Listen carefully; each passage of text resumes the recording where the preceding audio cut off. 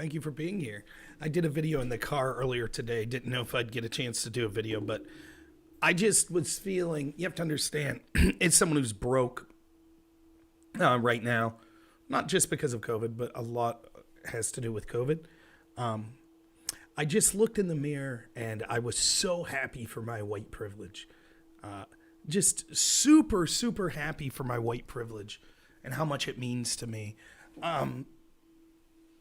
I am getting gooder. So I thought I should do a video about my awesome white privilege. Isn't it great? Isn't it great to have white privilege? It's so fantastic. So, it was just on my mind today. And sorry, I'm getting some stuff ready for the show here. How do I check? Facebook, I never use Facebook. I'm like almost totally off of it. But there were a couple things, exchanges I had on Facebook that I thought were worthwhile for this video. Because particularly when it comes to people in the debate community that wanted to speak heavily on my white privilege. So I thought it would be worth bringing those up. So just bear with me for a second.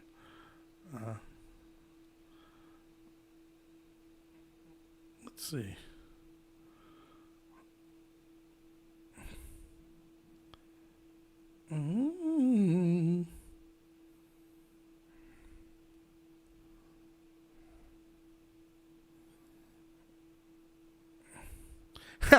I'm finding some funny stuff. I stopped doing politics on Facebook just because it was.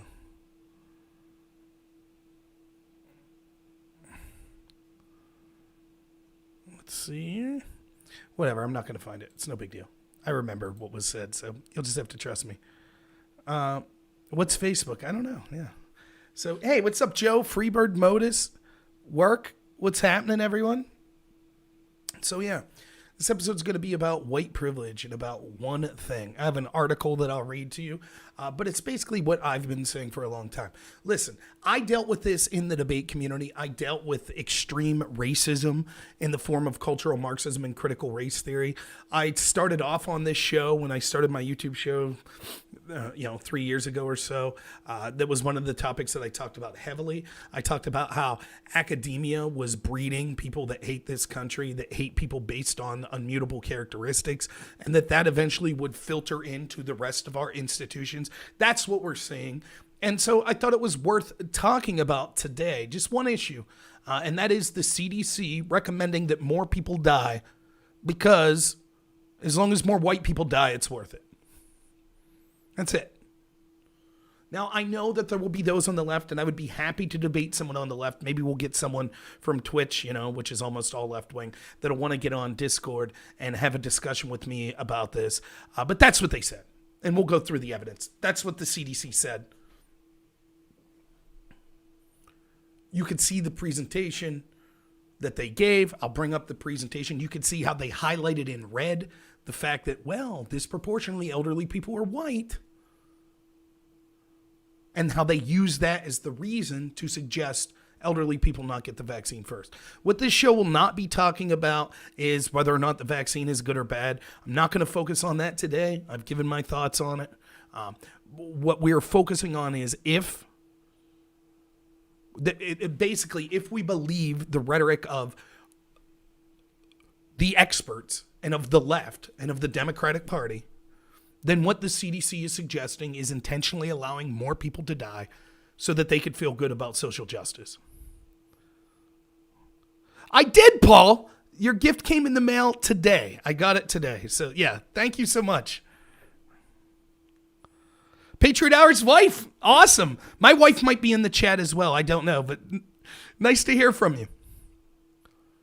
But the reason this is important is because we literally, this social justice cause and critical race theory has gone so far. You can't even, we used to make these arguments called slippery slope argument. People would say, if you start recommending that, people based on their skin color have certain rooms in universities, eventually that could lead to where you're saying only people of a certain skin color get life-saving medication.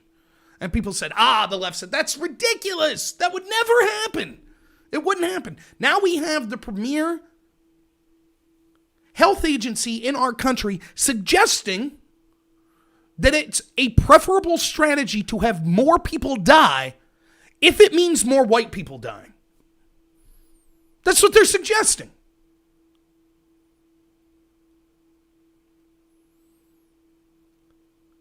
Now, this infiltrates every major institution. Our military, it's infiltrating our churches. We see the Pope's a social justice warrior. It's infiltrating academia, where it started. The media, the tech companies, health leaders in science and medicine, corporations. And it's one of those things. We have to pretend that this doesn't exist. When I have these conversations over and over, which again, I'm not going to bring up the Facebook comment because it's not fair, I guess, to put people's names to their words that I know in my real life. It could be a Christmas baby. We'll see. Yeah, the Ministry of Health. Exactly. I'll show you what the CDC said. So first thing we'll do is go through the CDC, the presentation that was given at the CDC to an organization called ACIP, that the CDC accepted their guidance. So let's go to that first so that people could see.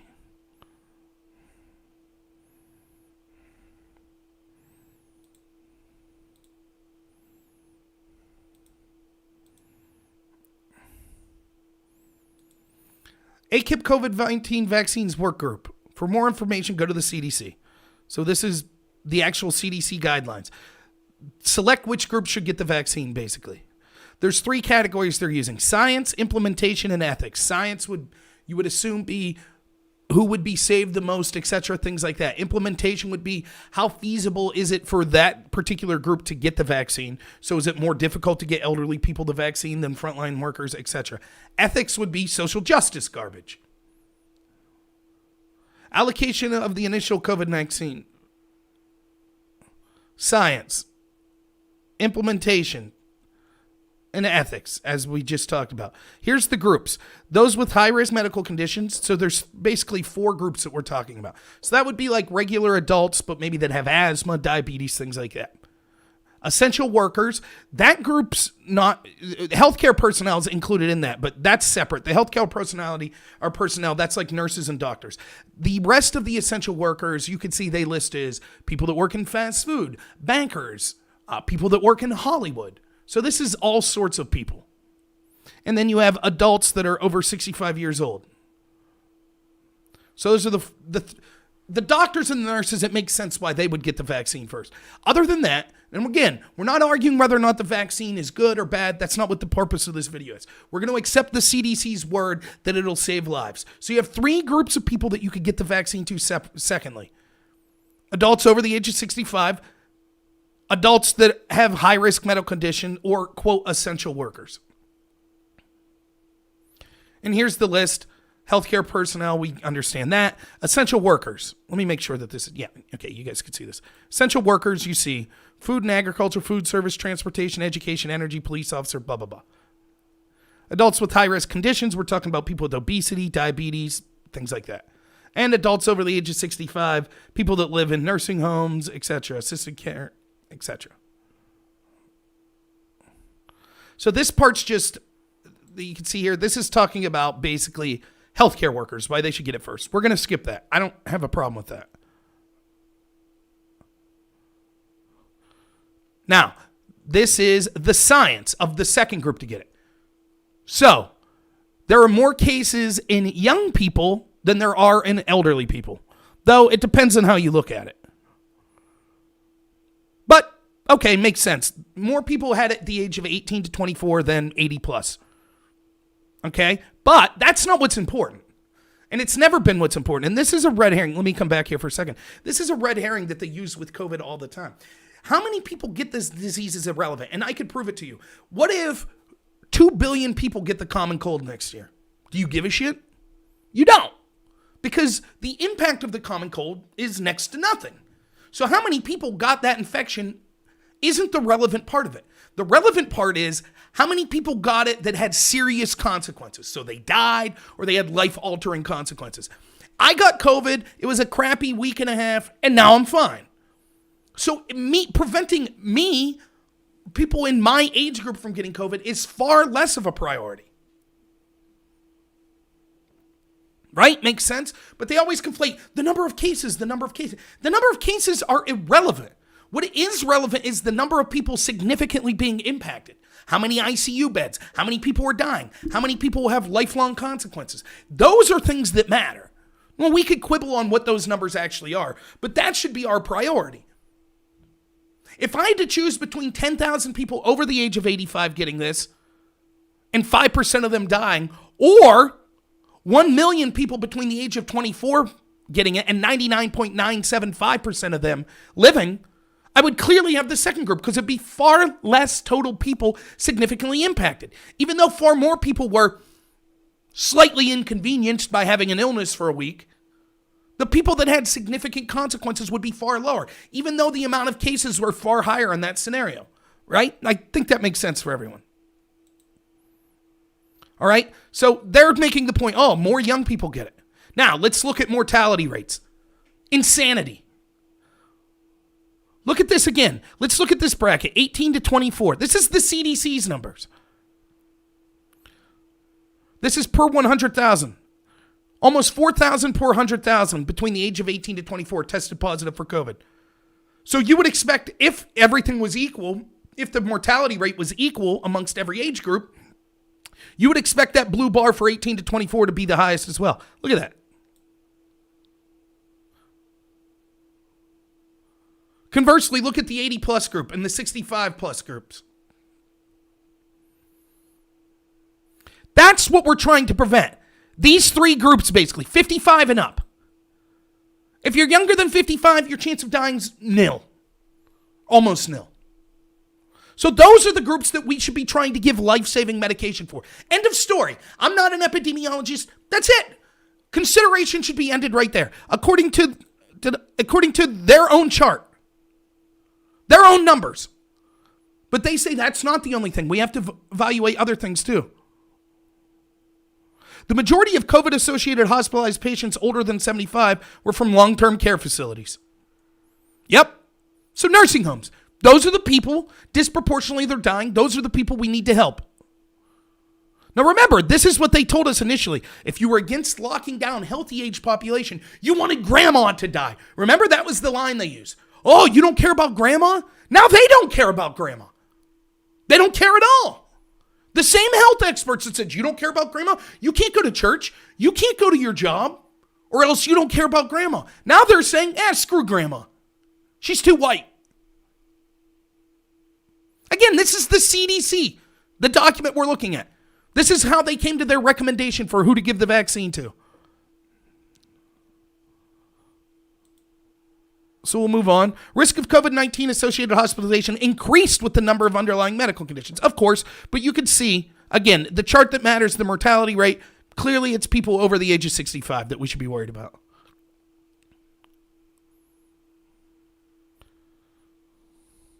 Risk of in-hospital death among persons hospitalized for COVID increased with age. Of course.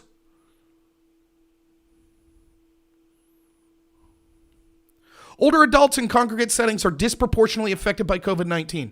Long-term care facilities account for 6% of cases, but almost 40% of deaths. And remember, they stopped counting in places like New York long-term care facility deaths. So the number is probably actually higher than that 40%. Modeling. What is the potential impact on preventing COVID-19 infections of deaths of initially allocating vaccine to one of the following groups after first vaccinating healthcare professionals? Now, if we assume that the vaccine can block the infection, right? That's different than if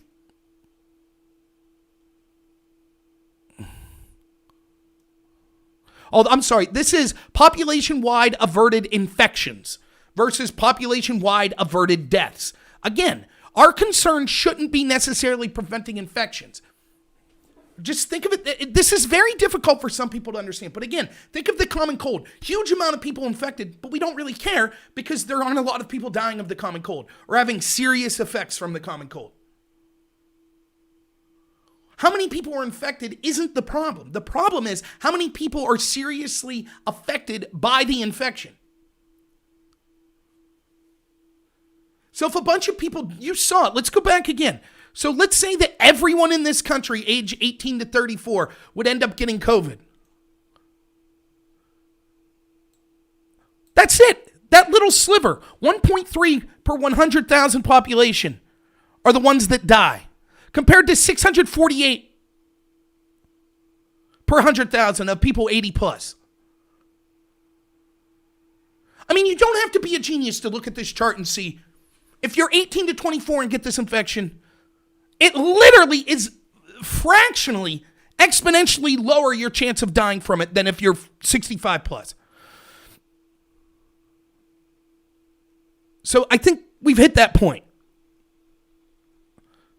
So if we're just talking about averting infections, even though that's not the criteria we should go by,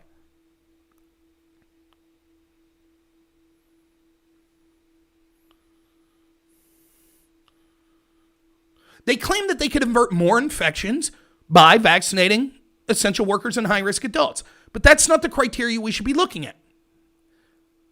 Now, if we have an infection-blocking vaccine, how many deaths would be averted?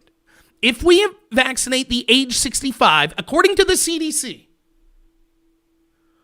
0.5% to 2% more deaths compared to targeting high-risk adults or essential workers. Now, we have 300,000 dead, allegedly. So let's do some math here. 300,000. How many months have we had COVID? It's been, what? Going on 10, we'll say. So divided by 10. So that's on average 30,000 a month dying.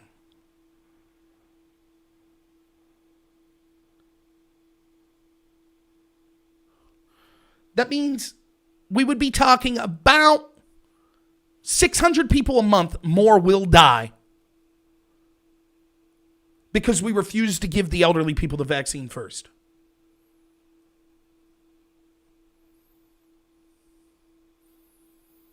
That's 7,000 people a year will die because we refuse to give elderly people the vaccine first, according to the CDC's own number.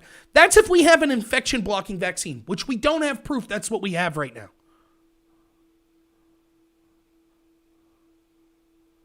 If it's a disease-blocking vaccine, it will avert, by giving it to the old people first, 2% to 6.5%. So basically triple those numbers. That's 1,800, according to the CDC. Now, do you see what this is saying? Let me read it. Initially vaccinating the older group in phase 1B, so immediately after the doctors, would solve approximately 0.5% to 2% deaths. In this scenario, it would solve 2% to 6.5% deaths.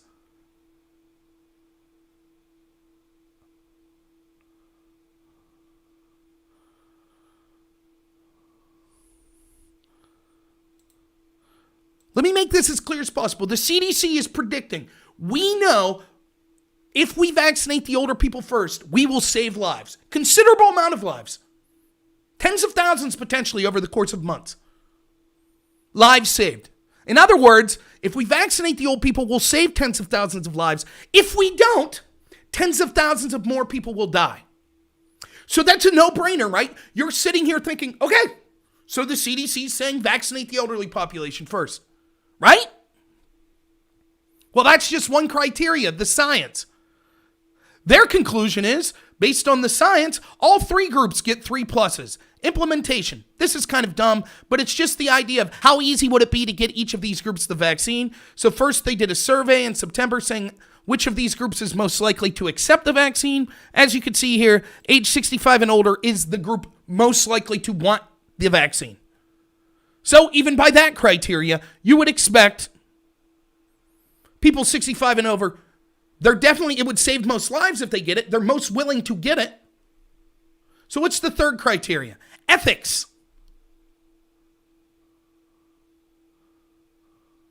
Now the dark green means these are all positives. So the essential workers. Here's the 3 things they say. 1, Preserve services essential to COVID-19 response and overall functioning of society. Multiplier effect.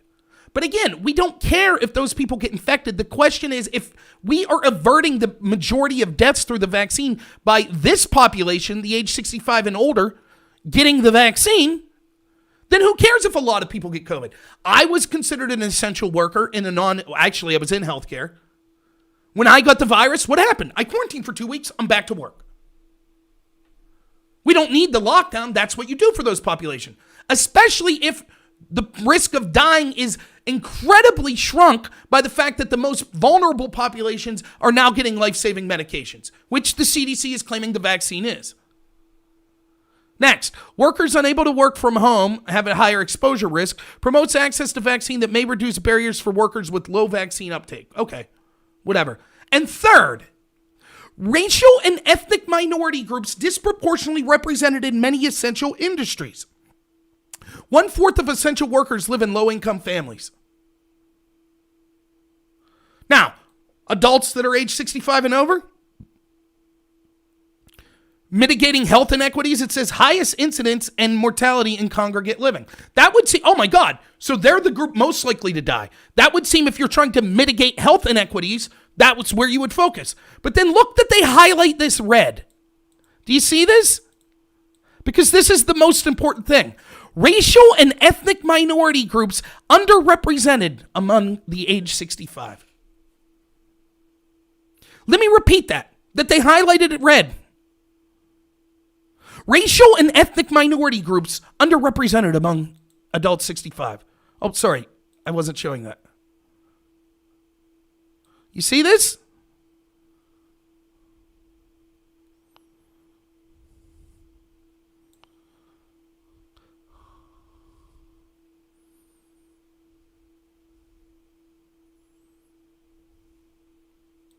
That's stunning. That even was a criteria. Why is the criteria anything more than how can we save the most lives? Why is the racial makeup of people coming into factor? Now, you could see where this is going. Which group do you think they're going to recommend get the vaccine first? Non-healthcare essential workers that have more brown people, more people of color, or the people that are most likely to die? Let's find out, shall we? Oh, that's 3 pluses there for the essential workers and only 1 plus. So if we count up the pluses, people over the age of 65 only have 6 pluses, but 9 pluses for, or I'm sorry, it's 7 to 8. And so here's their proposed list.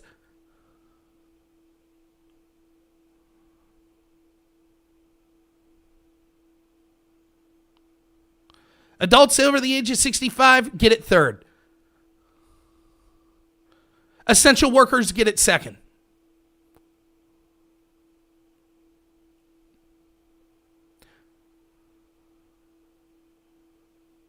According to their own timelines, that's 5 weeks. So if we take that number 6% and we see, we're talking literally potentially 10,000 people more dead in that 5-week period.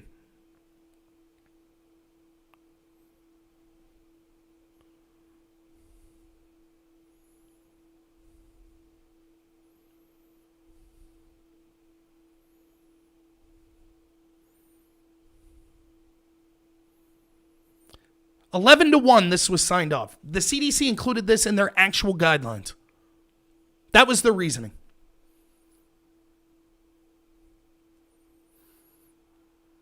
Can someone explain to me why our health experts, why there is any criteria in the CDC other than what would save the most lives? Why are they making a decision based on racial makeup? What the hell is the possible explanation for that? Now again, let me be clear here. It doesn't matter whether or not you think the vaccine's good. That's irrelevant. The relevance of this episode today is to show you how critical race theory and social justice warriors and cultural Marxism that sprung up on campuses will be used to justify the argument that life-saving medication should not be given to white people. that we are literally entering a phase of such high racism in this country that it's okay to make government policy that leads to more people dying as long as their skin color is the correct skin color. That is astonishing. And as I said in my video the other day when I was talking about this, why would we trust any government institution that is willing, in the name of social justice, to make proclamations like this?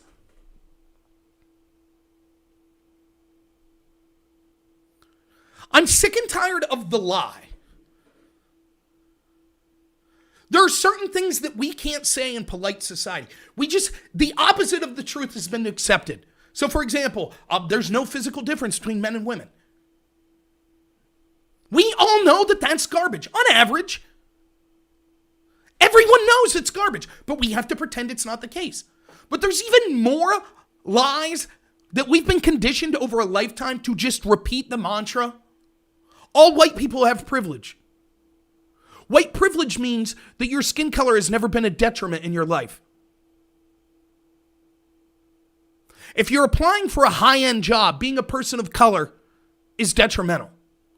If you're in politics, being a person of color is detrimental. If you're in politics, being a woman is detrimental. These are lies. Now, there's a difference. Does your situation that on average results from your ethnicity mean that you're less likely to get in politics? Does it mean that you're less likely to get an education to make you qualified for some of these positions? Maybe. But if it was just about race, the second part of this would be true. That if you happen to be one of the people in that ethnicity that are qualified, you're still going to get screwed over in these organizations because of your skin color. That's not true. The exact opposite is true. Name me a major corporation in this country that wouldn't be thrilled to have their entire board of directors be people of color or LGBT people or women. Name me one Fortune 500 country that wouldn't be thrilled. Now you might say, but Rob, they're majoritarily white men. But that's not because they don't want people of color. That's because they couldn't find people of color to fill those positions because of other injustices. The truth about white privilege is that white privilege exists. And so does black privilege, and so does straight privilege, and so does LGBT privilege, and so does privilege for wealthy people, and there's privilege for poor people as well. And there's privilege for Muslims, and there's privilege for Christians. There's also detriments to all of those things. In some groups, the detriments outweigh the privileges. But the real privilege is being born in this era in a first world country.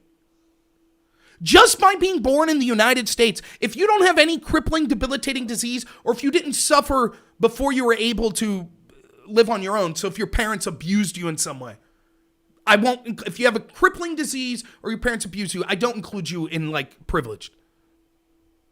But other than that, even if you're chronically poor, quite a poor person. I'm already in the top 99% of all humans in history for privilege. Being poor in the United States today makes you one of the wealthiest people in the history of humanity. Doesn't mean we shouldn't strive to change, to do things better. Totally get that.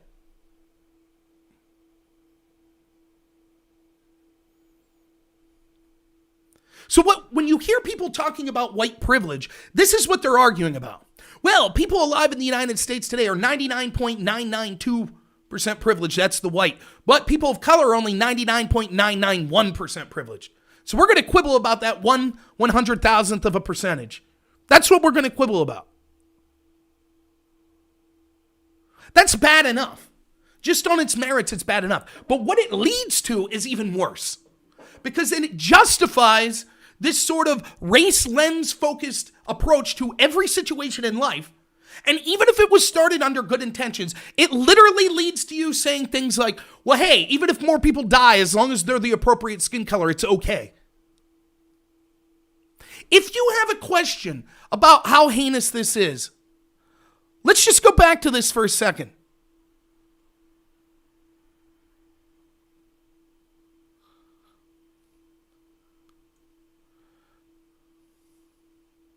Imagine this same chart here where it says highest incidence of mortality, but then it said racial and ethnic minority groups overrepresented among adults 65 and older. Therefore, we don't want 65 and older to get it.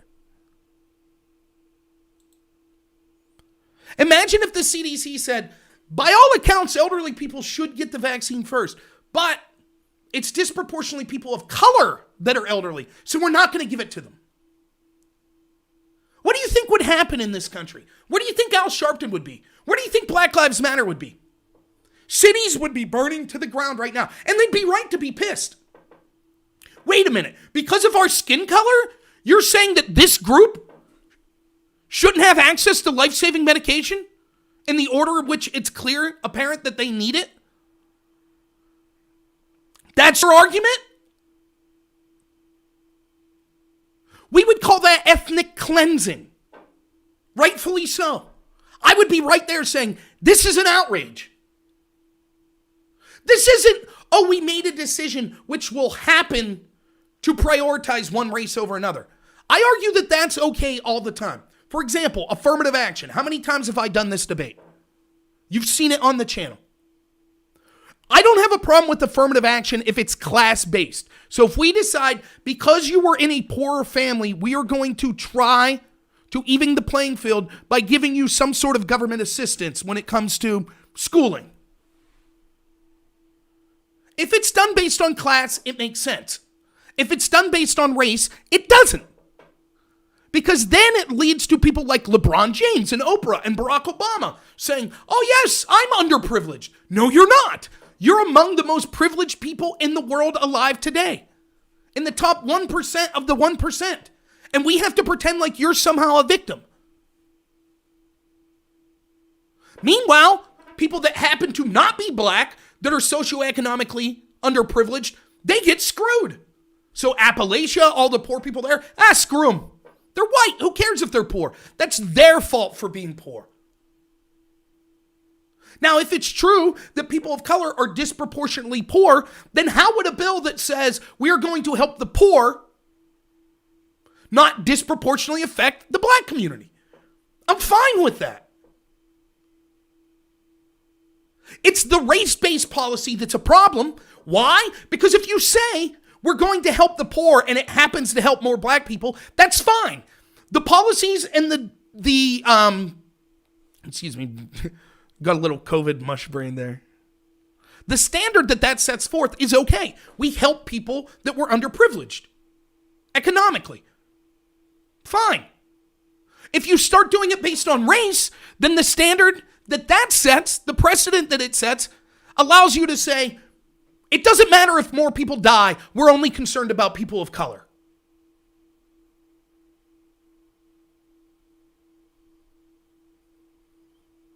Well, exactly, Rational, and I talked about this the other day. You can forgive if a black person for thinking that they're being used as guinea pigs here. Remember, this is things we've had happen so far. If we're to believe that black people were disproportionately affected by COVID, I wonder why. What happened? Well, we had thousands of health experts telling black people, hey, it's very important to wear a mask and stay home. Unless you want to go criticize white supremacy, then go ahead, go out. Trust us, you won't get sick. Go for it. So if you're a black person, you saw that, like, wait a minute. All of these recommendations for how to stay healthy and they told black people to ignore them? Or how about that city in Oregon that said masks are very important, we're going to mandate them. Unless you're black, then you don't have to wear the mask. Oh, so the health benefits of wearing a mask don't matter to black people. And now they're saying, oh, we don't know much about this vaccine. We told you that it was impossible 2 months ago, but now not only was it possible, we're saying black people should take it first. So you could forgive a black person for saying, wait a minute, are we being treated like guinea pigs here? Or, and as soon as you brought race into it, you made this inevitable. Or the CDC's literally saying, no, we want to save black lives. We don't give a shit about old people because they're disproportionately white. Applying attributes of a group to an individual purely based on skin color is inherently unethical and racist. It's the definition of racism. But yes, you're absolutely right. It's unethical. Race should have zero impact on who gets the vaccine. Who's most vulnerable? Now, if it was literally like sickle cell or something, a disease that literally affects Like, for example, breast cancer. If breast cancer was a horrible scourge and we came up with a cure for breast cancer that we were trying to immediately get out to people, I wouldn't have a problem with it being like, we're going to get it to women first. Why? Because women are the ones that are disproportionately dying. I don't have a problem if the gender or the race or the socioeconomic background, etc., makes that group the most vulnerable. But it's not black people are most vulnerable because they're black. If anything, they're most vulnerable because socioeconomics. Then fine, give the poor people vaccine first. Fine. But you don't say based on skin color. That's racism. Now, there's not a damn person in the world today that could win this debate with me with why race should even remotely factor in on this. The CDC's own number says up to 6.5% more people will die based on their decision to prioritize certain workers over the elderly. In part, whether it be all of or just in part, because the elderly are disproportionately white. The excuses I've heard is, well, there were other reasons other than just skin color. Doesn't matter. If skin color played any, if it was, all you have to do is reverse it. If they said, look, we know the elderly people, by all intents, should get the vaccine first. They're most likely to die. But let's be honest, disproportionately elderly people are black, so no. That factors in. People would go, oh my God, that's ethnic cleansing. It's one of the most racist things I've ever heard. And yet, you're white, because of the idea of white privilege and critical race theory, literally, not random skinheads on the street, not random people on Reddit, literally people controlling our policy on who receives life-saving medication, people with actual political power, are literally advocating a form of ethnic cleansing. And no one bats an eye. It's just, well, yeah, yeah, makes sense. White people are shitty. They're terrible. White people suck. What did that professor from the University of Penn say that was in the New York Times? We need to level the playing field. Older people are disproportionately white. So let's kill them off, some of them. Level the playing field.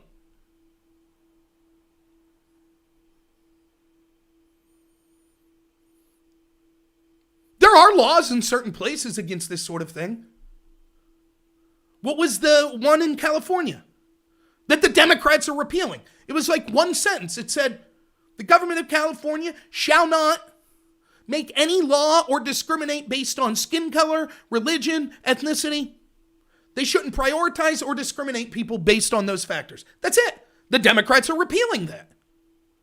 Because they want to discriminate against people based on their skin color. They want to prioritize people based on their skin color.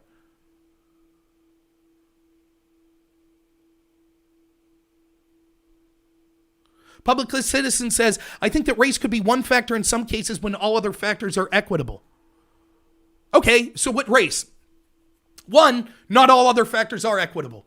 Again, we could look at the chart from the CDC. They admit 6.5% more people will die.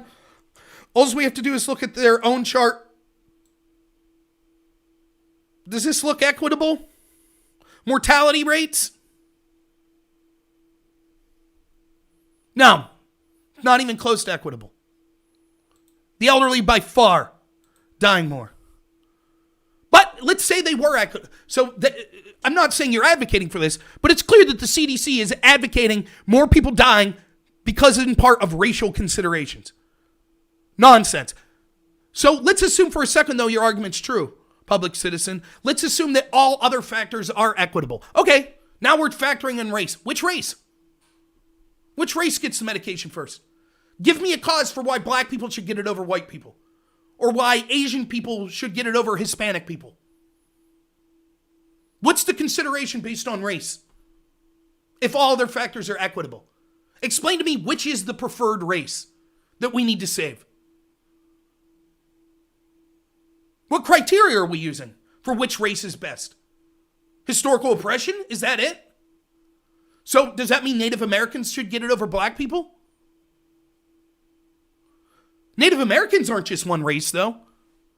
So it's someone who's like Chickasaw get it over someone who is Cherokee? Algonquin? Are we all going to get DNA tests?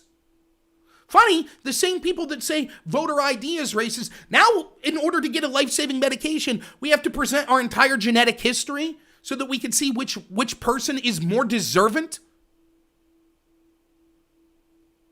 It's garbage. And that sort of mentality that says, well, if everything was equal, then maybe we should have a preferred race, is exactly what leads to things like this. Well, hell, if that's the case, even if everything's not equitable, maybe we should still favor a preferred race. Why not?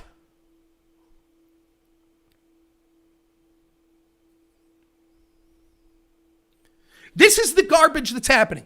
This is how. It's the dirty little secret. We know it. We know that there are major institutions in this country that could barely hold their contempt for white people, for men, for Christians, for straight people. All of those groups. Cultural Marxism just says that we're all divided. You're not an individual. I'm not Rob Noor, an individual with my own thoughts and ideas. I'm Rob Noor, male, white, straight, Christian, fat. I'm oppressed because I'm fat, right? So if I want to be a good, what you do is, to be a good cultural Marxist, you take all of the victimhood status you have and you just focus on that.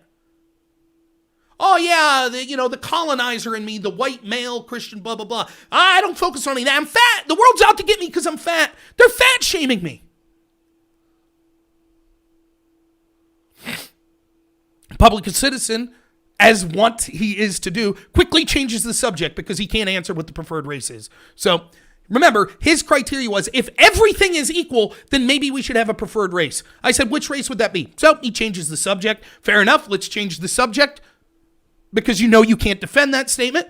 What about comparing teachers to the elderly? Teachers seem to be at higher risk due to the risky nature of their work. That's not true. Schools are one of the safest places, as studies have shown over and over. Children are actually so far less likely to spread the disease than other populations that actually you're safer being a teacher than you would be to be, say, a grocery store clerk. So you're factually wrong about that. I think the vaccine should be prioritized for communities most affected, period. So if black communities are being decimated, then they should be given priority. No, that's not true. If black communities are being decimated because they're black, because there's something about the disease that is literally genetically or physiologically affecting black people more, then yes, they should be prioritized, such as something like sickle cell anemia. Or if it was something like breast cancer that affects women disproportionately. Yes, in the fight to save that, we should factor that in. But if black people are being disproportionately affected because they happen to live in cities more, disproportionately, then we shouldn't be giving the vaccine to people that are, quote, black. Because that would mean young, healthy black people in rural areas that are in the lowest range of most likely to be affected would receive the vaccine over old white people that lived in the city that would be most likely to be affected by the vaccine. If they said, we think people in high population areas, population dense areas should prioritize the vaccine, I wouldn't have a problem with that because I think the science will show, yes, those places actually are most likely to contract the virus and more likely to die from the virus. Overwhelmingly. Like, take New York State. Clearly, the vast majority of deaths in New York State were in New York City. I wouldn't have a problem then prioritizing New York City. But that's because you could draw a direct line from, population density is a reason that this virus is spreading. That makes sense. There is no line that says genetically being black makes you more likely to get or die from this disease.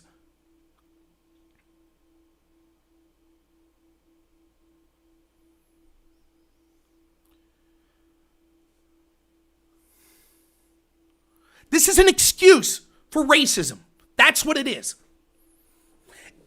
We're still focused, this country's focused on the skinhead that's in some bar talking about how he hates black people. That's a grave national security threat. Screw that skinhead, by the way. I have no love for white supremacists at all. I've talked about it frequently. I think that racial superiority is one of the dumbest things and most harmful things you could have. But also is racial inferiority. And so saying people are privileged based on their skin color and that they could never be burdened because of their skin color because they happen to be a certain one, white, for example. Or saying that people have fragility because of their skin color, or that people of a certain skin color are responsible for the sins of their ancestors, but not people of another skin color. That's racism. And the difference is, like everything, yes, any racism, any bigotry, any hypocrisy, any violence from any group or from any individual is terrible. But it is going to be uniquely worse when it's done by people with institutional power. That doesn't mean that someone who has no institutional power can't be racist. Of course they can. But we're told the opposite. And this is what I'm talking about the lie. We're told systemic racism, institutional racism. All of the institutions are against black people, against people of color. The institutions are so for people of color. They're literally, our premier healthcare institution is saying more people need to die so that we can faux pretend we care about black people. And yet still Black Lives Matter will say all the institutions are against us.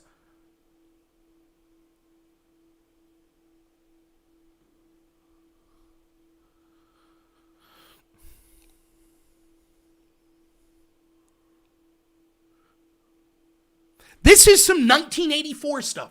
The truth is a lie. War is peace. We have to pretend that there's systemic institutional racism from a bunch of institutions that are bending over backwards to say, we hate white people. We hate them. The country is incredibly sexist against women. They can't even, and I've gone through this with people all the time. How do we know that this country is institutionally racist? Well, all you have to do is look at incarceration numbers. Look at the law enforcement system in this country, the legal system. Disproportionately, it affects black people. Is it because they're black, or could there be other factors? Like, do black people commit more crime on average? I'm not saying it's a race thing. I'm saying that there are other factors. High population dense area with high poverty level. Things like that. Oh, no. It's racist cops and the racist justice system. Okay. So the country's racist. Yep. So if I could point that any group is disproportionately affected from the law enforcement system, it proves that the country's bigoted against that group. Yeah, that's the way it is with black people. Okay, well, the disparity in the legal system between blacks and whites is less than the disparity between men and women. For example, I don't have the exact figures in front of me, but it's something like this. Blacks are 10% more likely to be arrested, 10% more likely to be convicted, 10% more likely to receive lengthier sentences than white people. We're not allowed to look at the reasons behind this data. We just know that that data proves racism. However, men are like 20% more likely to be arrested than women, 20% more likely to be convicted, 20% more likely to get lengthier sentences. So does that prove that this country's bigoted against men? It's sexist against men? No, men commit more crimes, is what they'll tell you.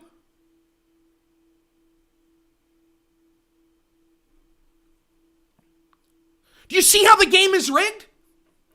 Whatever the data says, it proves my conclusion. That's what identity politics gets you. Child custody, right? Like there's a million things. Now, are there situations where it's advantageous in this country to be a man? Absolutely. Are there situations where it's advantageous to be a woman? Absolutely. Are there situations in this country where it's advantageous to be white? Absolutely. I'm not going to lie to you. If I got pulled over by a cop, I would rather be white than black. Not because I'm worried that the cop is racist, but because I know that people have inherent, I don't know if bias is the right word. And it's not so much white and black. For example, black people in my rural community, they're not getting shot by police. They're not victims of violence by police. Why? Because it's not a high violent area. The actual disparity is people that live in inner city gang areas versus people that don't. It just happens there are more black people that live in inner city gang areas. If you live in a community where people are getting shot every day, the chances of members of that community being involved in violent altercations with the police, whether it be the police's fault or the person who's in the altercation with the cop's fault, either or. When violence is around, there's more likely to be violence involved with law enforcement. That doesn't mean that we shouldn't prosecute cops that behave poorly. There certainly are cops that behave poorly. They should be prosecuted. By no means am I saying that even one instance is justified. I'm just saying it's predictable. It doesn't prove racism. It proves if you live in a violent society, there's more likely to be violence with law enforcement. If you live in a society that has very little violent crime, there's less likely to be violent altercations with the police. Period. Skin color is irrelevant to the discussion. So yes, there could be times that I would rather be white. There's also times I'd rather be black. I can tell you story after story of academia. No one wants to talk about it. Even the professors that in private would talk to me about it, about the racism that went on in academia. They wouldn't dare say anything publicly because they'd lose their job. But stories like this I heard. I knew a person that was a head of the Black Student Union at one of the universities I attended. He had a similar major to me, so we had classes together all the time. My last semester at the university, physically on campus, before I took online classes, I had a level 400 class with this person. Showed up day one, didn't show up the rest of the semester. Figured he dropped out or something. Who cared, right? Second to last day of class, I was told from a professor, who shall remain nameless, that person showed up. Well, the person definitely showed up. Sat in class like nothing was unusual, and then talked to the professor afterwards. Claimed that he had a loved one that passed away. The professor said, "I'm sorry I can't help you. Had you told me when this happened, we could have made arrangements for you to complete the coursework all semester.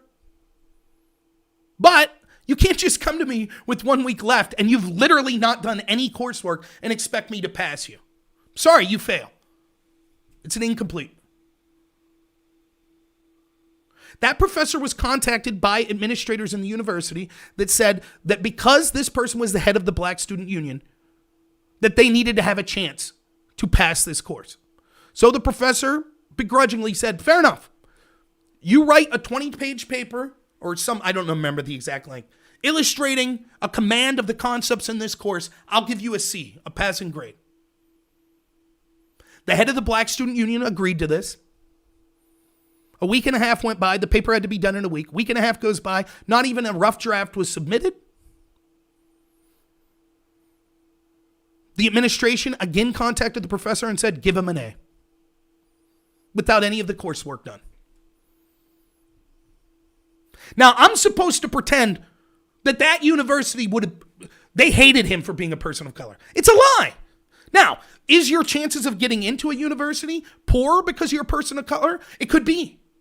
Perhaps you more likely were to go to an inner city school, which had a terrible education system, which meant you were less likely to even want to attend a university or to be able to. But the truth is, once you're in a university, you are heavily advantaged to be a person of color. Here's another story I knew. I knew a person who happens to be, I don't know this person, but my wife does. A person who happens to be white, whose name was Jerome. Now, Jerome registered for classes his first semester, and basically, like I did, was just a drunken maniac and didn't go to class very often. So, as a result, he was failing his courses. He receives an email from an organization saying, "We see that you're struggling mightily with your courses. Why don't you show up and we could offer you some tutorage and help you raise your grades?" So Jerome shows up, and it's the Black Student Union. And they're like, "Oh, we thought you were black. Your name's Jerome. Never mind." Couldn't help him. These are just a couple anecdotal stories from a school that I went to. This stuff is rife throughout academia. And it's not just anecdotal. We could see, for example, Harvard prioritizing people of color, so much so that the SAT scores that are necessary to get into Harvard are far lower for people of color. By the way, it doesn't just screw over white people, it screws over Asian people, etc. This is literal institutional racism. That's what it is. These are major institutions, Harvard, for example, being one of the premier institutions that shapes leaders in all of the other institutions in our country. Not that they're a good educator, but having that piece of paper that says degree from Harvard, that means something. If you are black, you have an easier time getting into Harvard if you meet minimum qualification standards than if you're Asian. That's racism. If instead of that, they would say, we're going to prioritize people that are poor because we think people that are poor didn't have the education opportunities that people who are more wealthy do, and disproportionately, people that are poor happen to be black, then that policy would disproportionately be advantageous to black people, and it would not be racist. But focusing on the skin color means that you can have black people that, for example, Barack Obama's children could benefit from that policy, and they're some of the most privileged people in the history of the world.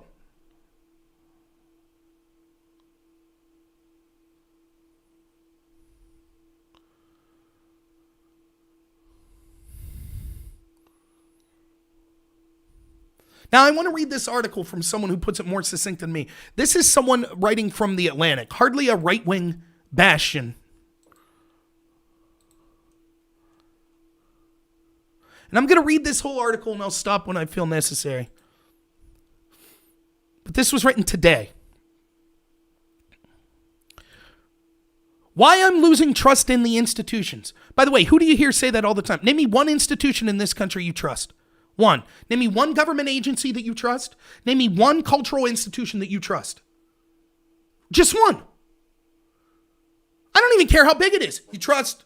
We're not just talking FBI, Congress.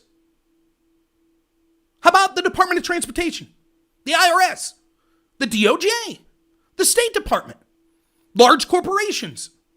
You trust the church? Trust the Catholic Church now? Tech companies? Academia? The entertainment industry? Name me an institution that you have faith in that actually cares about the average American. I don't care if their skin color. See, irrational, man. I can't think of one.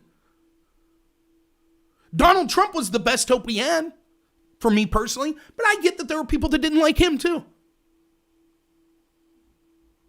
Your individual church? Maybe. But how many religious leaders do we now see that are basically becoming cultural Marxist progressives? Like the Pope. Remember the church that Donald Trump showed up to, that church that there was a fire lit at during the protests in D.C., and the female religious leader of that church came out and was like, rah, rah, rah, we support these protests, rah, rah, rah, rah. Oh, sure, there are individuals within institutions and even that could be good. There are certain individual churches that could be good, but I'm talking about religion as a whole. Which side is it shifting to?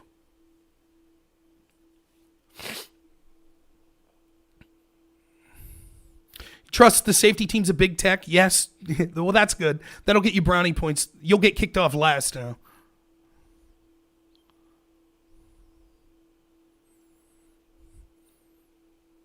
So I've been talking about how our institutions are broken. Again, I told you this. Ironically, Black Lives Matter talks about institutional bigotry and racism. All of the institutions are on their side. And when I bring this up, this is what Black Lives Matter people say. Well, they're just pretending to be on our side. You don't see that there's a problem with that? They're pretending to be on your side, so you're voting for all the people you want them to vote for, thinking it's going to work out for you. They legitimately think that Joe Biden, who's been in office for 47 years, who's been one of the top people in charge of the institutions of the system that they claim are racist, someone who's been in charge of that system for 47 years is going to change it. That's what they believe. That's how ridiculously ignorant these people are.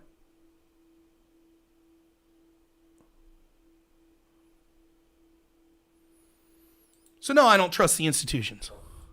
But anyways, back to this article. The CDC came scarily close to adopting a plan that would, according to its own models, kill thousands of Americans. Who should be first in line to get the vaccine against COVID? These kind of decisions are never easy, and there are many competing considerations. Highly trained moral philosophers can have deep disagreements about them. Though I myself have studied ethics and political philosophy for much of my career, I am deeply grateful that I don't have to make those judgment calls. But for all of those difficulties, there are also some bedrock principles on which virtually all moral philosophers have long agreed. The first is that we should avoid leveling down everyone's quality of life for the purpose of achieving equality. By the way, this is the socialist dream. This is how they want to end income disparity by making us all poor. That's the idea. And George Orwell said this. He wrote a book called The Road to Wigan Pier. Now, Orwell was a socialist. And Orwell, the first half of the book, The Road to Wigan Pier, is basically him talking about, in the UK, these people that work in this mining community and how it's like a hell on earth. Just people making pennies for backbreaking labor. Men and women suffering incredibly. Workers being exploited by wealthy people. The idea, the socialists, that part of it is their right to be concerned. We should be concerned about things like that. And many socialists are. I'm not disparaging. I have many friends that are socialists that they legitimately care about those causes. But I'm not talking about them. I'm talking about the people that have political and institutional power that claim to be socialist. So Orwell, they wrote these books back then in what they called serials. So you would write in a local magazine a chapter a day or week. Each week, volume, here's, week 13's issue of the Socialist News. Chapter 12 of The Road to Wigan Pier will be included from pages, 17 to 34. Things like that. So he was writing at the behest of these socialists in London. And the first half of the book they loved because it's talking about how these workers are being screwed over. The second half of the book is George Orwell returning to London. And he basically makes the following argument. I have the sneaking suspicion that these socialists in London don't give a shit about the workers. They don't care. They're exploiting the workers to go after their true political goal, which is to attack people that they perceive as having more power than themselves. In other words, they don't care about the poor. They just use the poor to go after people that have more than them because they want more for themselves, more power, more money. That's what they want. And so he, along with many other people, myself included, have surmised that many of these socialists, not all of them, but many of the socialists in power would rather everyone be poor than there be any sort of wealth disparity. Wealth disparity is something that it's a serious problem that we need to work on. But think of it like this. Let's say these are the poorest Americans and these are the wealthiest. That's a big disparity. This is how much the poorest Americans have. This is how much the wealthiest. So in order to decrease that disparity, we want this to happen. That's ideally what we would want. But this is secretly what a lot of socialists would rather have. Rather than have this, they would have this. Make everyone way poorer. If no one can afford to eat, you just solved wealth disparity. It's insanity. And it's ethically unjustifiable, as this author's saying. Anyways, proceeding. The first is that we should avoid leveling down everyone's quality of life for the purpose of achieving equality. It is unjust when some people have plenty of food while others are starving. But alleviating that inequality by making sure an even greater number of people starve is clearly wrong. The second is that we should not use ascriptive characteristics like race or ethnicity to allocate medical resources. To save one patient rather than another based on the color of their skin rightly strikes most philosophers and most Americans as barbaric. The Center for Disease Controls have just thrown both of these principles overboard in the name of social justice. In one of the most shocking moral misjudgments by a public body I have ever seen, the CDC invoked considerations of, quote, social justice to recommend providing vaccinations to essential workers before older Americans, even though this would, according to its own models, lead to a much greater death toll. After a massive public outcry, the agency has adopted revised recommendations. But though these are a clear improvement, they still violate the two bedrock principles of allocative justice and are likely to cause unnecessary suffering on a significant scale. Since states will now have to decide whether to follow the CDC's recommendations, the fight for the just distribution of the vaccine is not yet over. At the same time, the past days have already taught us two lessons that sum up some of the most worrying developments of the past years. The attack on philosophically liberal principles has by now migrated from leafy college campuses to the most important and powerful organizations in the country. And in part, as a result, it's getting harder and harder to trust institutions from the CDC to the New York Times. Now, brief pause here. One of the things that I've said that I feel like I've been a lone voice of is let's assume that Dr. Fauci and Dr. Birx and Health Secretary Levine here in Pennsylvania and Cuomo and Newsom and et cetera, let's assume that the health experts actually care about people, which I don't believe they do. I believe it's about power for them. And let's assume that their recommendations would have saved lives. All right? I know it's a big leap, but let's put our hats on for a moment and assume the health experts actually cared about people and their recommendations would have helped save a significant amount of lives. So social distancing, wearing a mask, getting the vaccine, etc. Those things would save lives. The problem is this. In order to get people, you can't force people to lock down. You could try, but people are going to slip through the cracks. You can't force people to wear a mask. And so the most effective strategy is getting people to buy in to these things. You don't want to say, you have to social distance or we'll arrest you. And then only the people that will social distance are the people that the police are around. That's not going to work, because when the police aren't around, they're not going to social distance. So you need people to voluntarily say, okay, I'll social distance. The way you do that is for people to trust the people making these recommendations. If the people like Dr. Birx are telling you, you can't go to your family's Thanksgiving dinner while she goes and travels for her Thanksgiving dinner, or people like Newsom that go out and eat at expensive restaurants with healthcare professionals while telling you that you can't go out, and on and on and on, then people won't trust them. Similarly, if the health experts are so racist that they're saying, yes, our own policies will result in more people dying, but it's okay because the people that'll die are disproportionately white, why the hell would anyone trust anything they say? Why are you going to trust in an organization that is literally admitting to you, if you listen to us, more people will die? Oh, but by the way, wear a mask. Now, does that mean wearing a mask because it's suggested by the racist at the CDC is a bad thing? Not necessarily. But why would you trust what they say? I'm not telling you to take the vaccine or not. I'm not telling you to wear a mask or not. I'm not a medical professional. All I'm saying is, in order for this crisis to be alleviated, if the people at the CDC were right, then they needed the people to trust them. Why would anyone trust an organization that's basically admitting, oh, we're basically advocating for a form of ethnic cleansing? We admit that the policies we're advocating for will result in a significant amount of more people dying, but it's okay because they're white. I understand they also make other arguments, but the fact that that was even part of the argument proves they are racist bigots not to be trusted.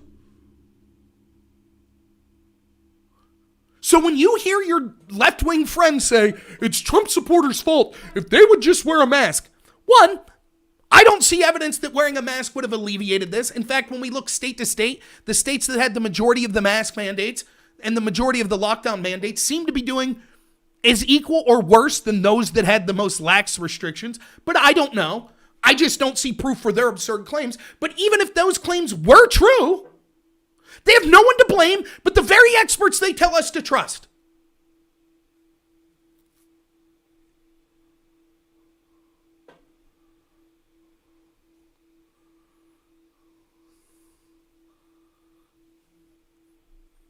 All right, moving on.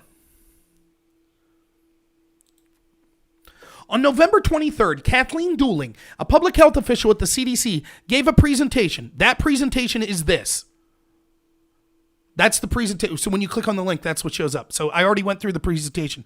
On the Advisory Committee to Immunization Practices, ACIP, again, that's this, which is tasked with developing the recommendation on who should first get access to the vaccine against COVID. In a stark departure from the course of action adopted in virtually every other developed democracy, Dooling recommended that the 87 million essential workers, a very broad category including bankers and movie crews, as well as teachers and supermarket cashiers, should get the vaccine before ordinary Americans, even though the elderly are much more likely to die from the disease. The committee unanimously accepted the recommendations. Dooling's presentation laid out 3 different metrics for evaluating whether 87 million essential workers or Americans over the age of 65 should be next in line: feasibility, science, and ethics. And again, we went over this, but I'll still read. According to the CDC's own evaluation, by the way, let me put a link to this so you could read along if you want. I should have did that.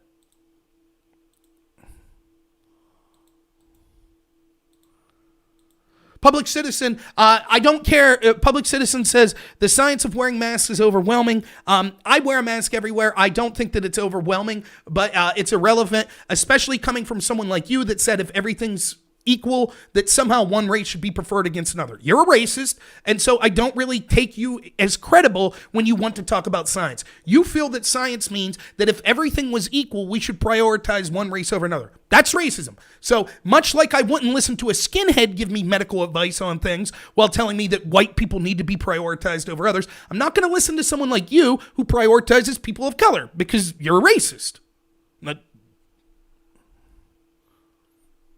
That's who you are. There are problems with masks that people don't want to address. Yes, you are racist. What would you call someone that says, if everything's equal, I think that black people should get life-saving medication before white people? That's racism. What would you call it? We just read it.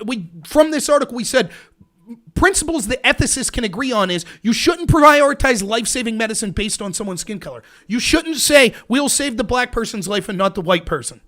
That's what you suggested. You're a racist. Clarify your position again, because I didn't see it, Public Citizen. You said if all things were equal, you could see prioritizing one race over another. That's what you said. Now, when you're correctly called, and this is just like the CDC, this is what racists like Public Citizen and the CDC often do. Once they're caught with their hand in the cookie jar, oh shit, my racism's showing. My hatred of people of a certain race is showing. Or my priority, my favoritism of people based on a certain race is showing. So now I'll back down. No. I know that I'm advocating allowing people of one skin color to have the medication and not the other. Let me clarify now that you've correctly pointed out that I'm a racist. I'd like to clarify my point now, says Public Citizen and the CDC. Yes, very good. Go ahead, clarify. Please, I wouldn't make that mistake. You can go through the hours and hours and hours and hours and hours that I've had on my channel for years. Find me one time where I needed to clarify that I said we should save people of a certain skin color if everything was equal, but not of another. Go ahead. Find one example where I had to clarify. I'm not a racist, so I didn't make that mistake. But go ahead, Public Citizen. Please explain to me why we should prioritize. No. That wasn't your position. That wasn't your position. You said, if all things are equal, then I could see prioritizing one race over another. Now your position is, if a community of color is affected at a higher rate, well, that's not all things equal then, is it? You're lying.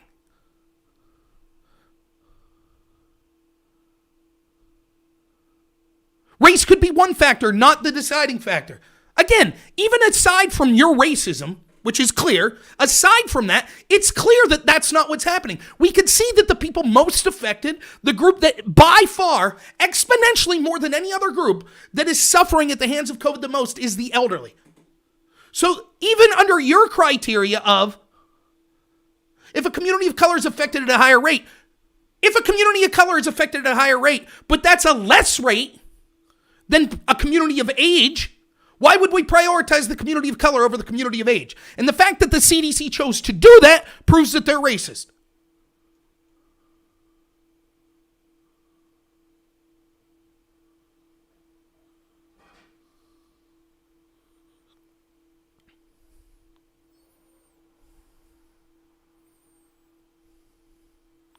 Aftershock says, the problem is leftists think only their type of racism is valid. The type that makes them feel angry. Right. No, again, Public Citizen, I'm not arguing with the straw man. I'm arguing with your own words.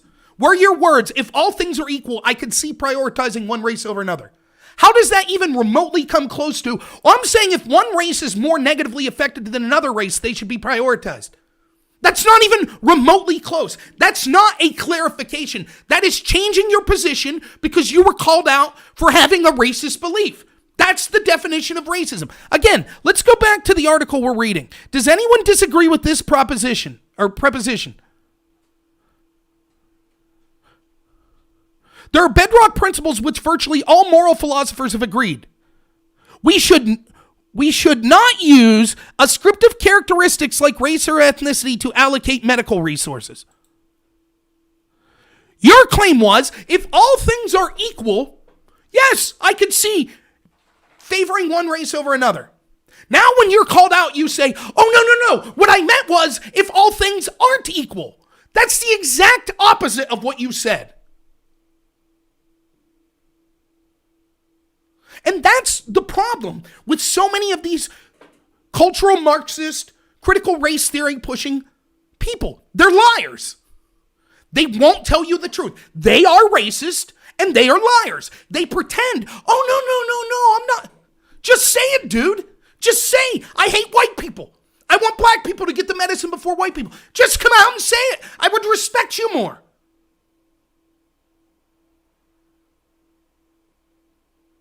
As always, they are what they accuse you of. Have you seen a more blatant piece of evidence of dog whistling?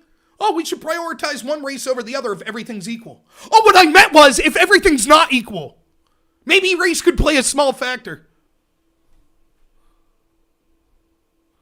No, I get it, public citizen. Now you want to change. Look at the data. People of color are affected at a higher level. That's not what your argument was. Your argument was if everything's equal, I could see prioritizing people of color first. That was your argument. Now you're switching to, well, let's look at the data. Actually, people of color are affected more. That wasn't your argument. Secondly, I've answered this. The reason people of color are affected more isn't there. It's been no proof that it's genetically because somehow this disease affects people of color genetically more. So there has to be another explanation.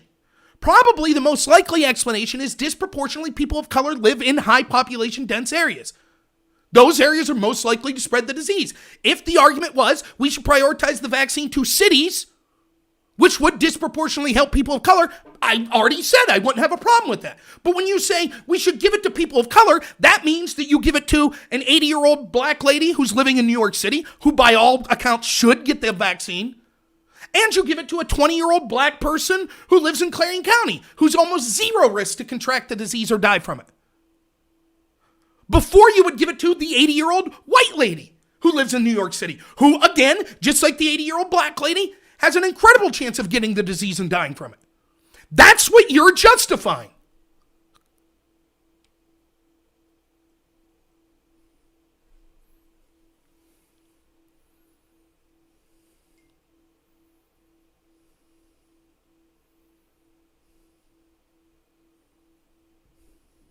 It's absolute norm. And it is a good point Alpha Dress is making. Dreas is making. Then should we have more police in areas with people of color since there's more crime there? And again, this is what they do. They pick and choose when they want to use these data points. The truth is, with any data point, what you should do is look at the underlying reasons behind that data. What you'll find most times is that immutable characteristics like race aren't the deciding factor. It's correlation, not causation. Yet any time that it favors their favored race class, because they're racist, so people of color, then they'll say, any discrepancy that negatively affects that group is because of racism. And we have to focus on the race. But anytime that there's a data set that suggests that there's something bad with their preferred group, all of a sudden, no, it's racist to talk about that. Racist. So, for example, if I would make this argument, governmental jobs, by and large, have better benefits and pay more than the equivalent jobs in the private sector. That's a true statement. When it comes to most jobs. People of color disproportionately have government jobs. All that proves that the system's racist for people of color. It's against white people. That's why people of color have those jobs. But the correct answer would be, no, wait a minute. There could be tons of reasons why that's the case.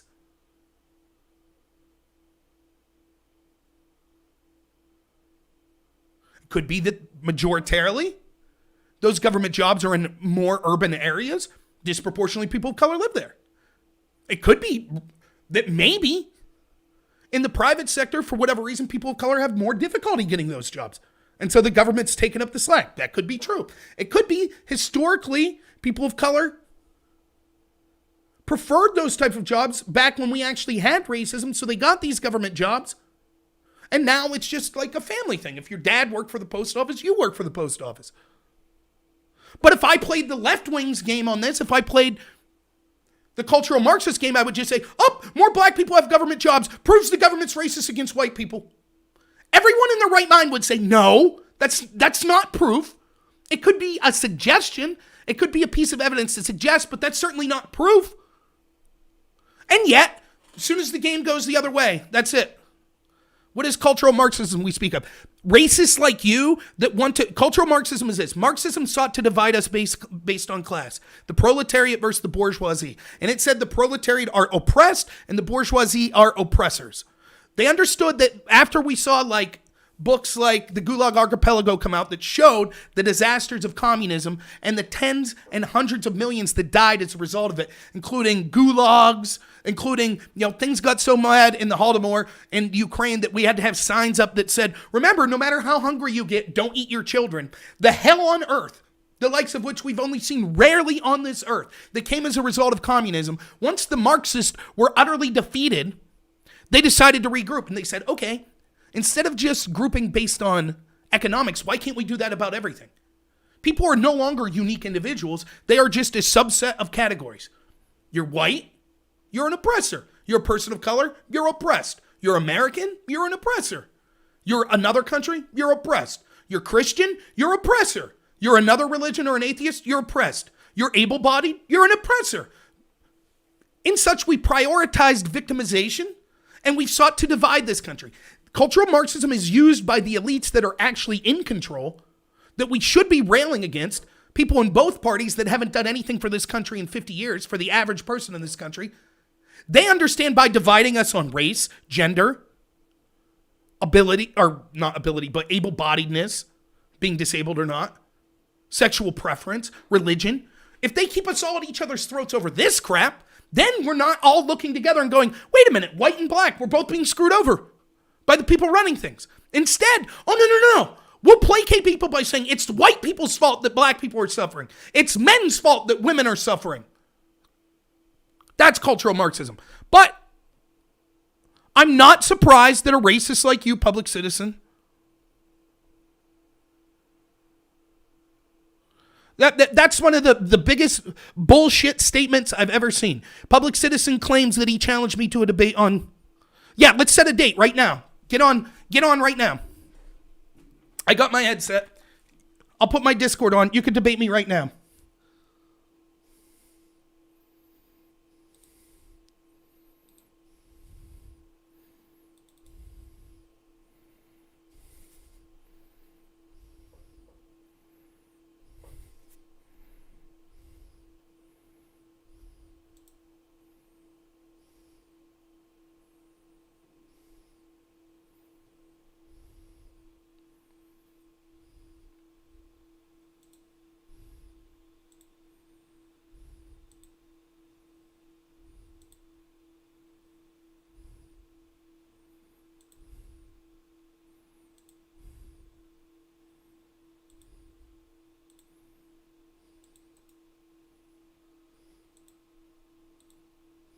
There's the link. Let's go.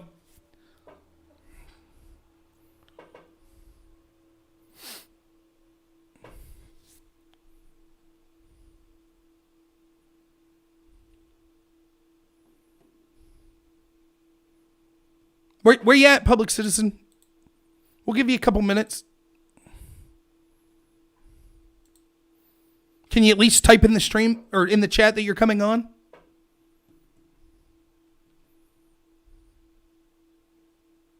Yeah, I just set the date right now.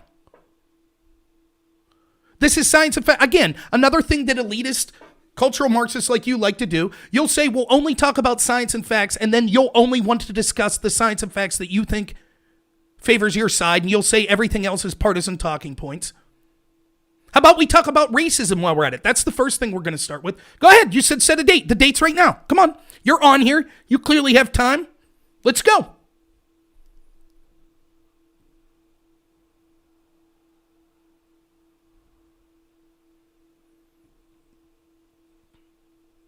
Set a date. Set a date right now. It's like in high school. I'll fight you anytime, anywhere. Okay, how about right here, right now? Oh, I'm busy right now. Go ahead, you're on here. You've been on for a long time. There's the link. Come on. You clearly have the technology able to do it because you're wanting to set up a time. So put your headset on, get your mic out, and let's go.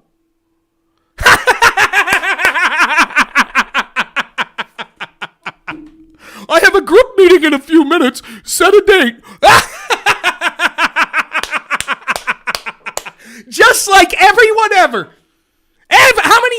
guys are going to come on. I wanted to debate Rob, but he won't do it. Okay, let's do it right now. Oh, I've been on here for the past hour, but I can't do it right now.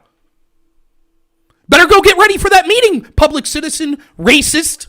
Better go get ready. Talk about how some race, if everything's equal, we should save one race over another. Go ahead, you got to go get ready. Right? Liar. Racist liar. I just set a date right now.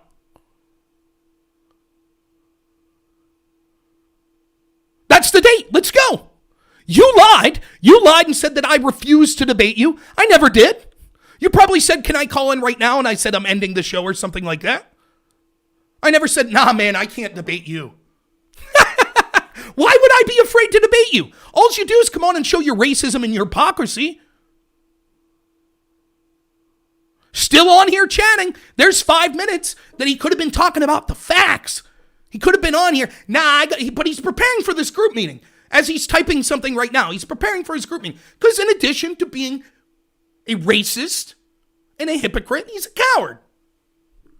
That's who he is. Are you sure? Do you need to go get your Klan hood on before you debate me? Is that what you need to do? Prioritizing one race over another? You got to put some blackface on or something? Really? You think these topics can be settled in bad faith? No, I think it's bad faith for someone to be on here chatting, saying, I don't have time, that's going to stay on the chat. That's bad faith. It was bad faith for you to imply that I somehow was unwilling to debate you. That's bad faith. We could have at least talked in these 5 minutes about your racism that you blatantly illustrated.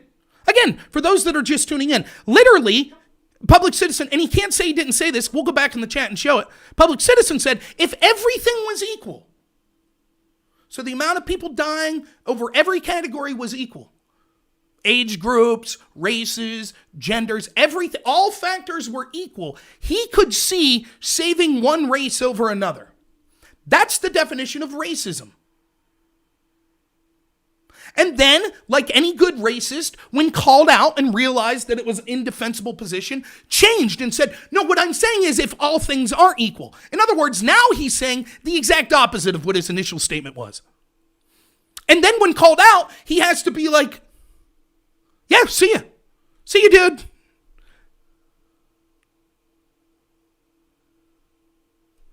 Yeah, I could have a discussion on the future of the GOP at some point.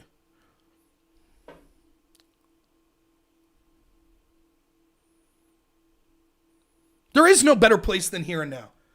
Public Citizen is most likely lying about having to attend a group meeting. He's a coward.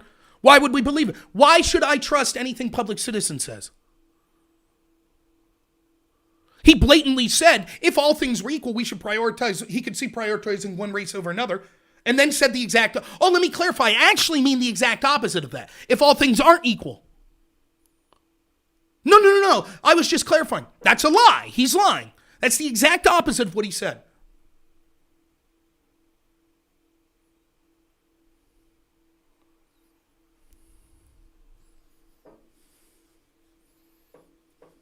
Anyways, we'll go back to the article now that tough guy Public Citizen.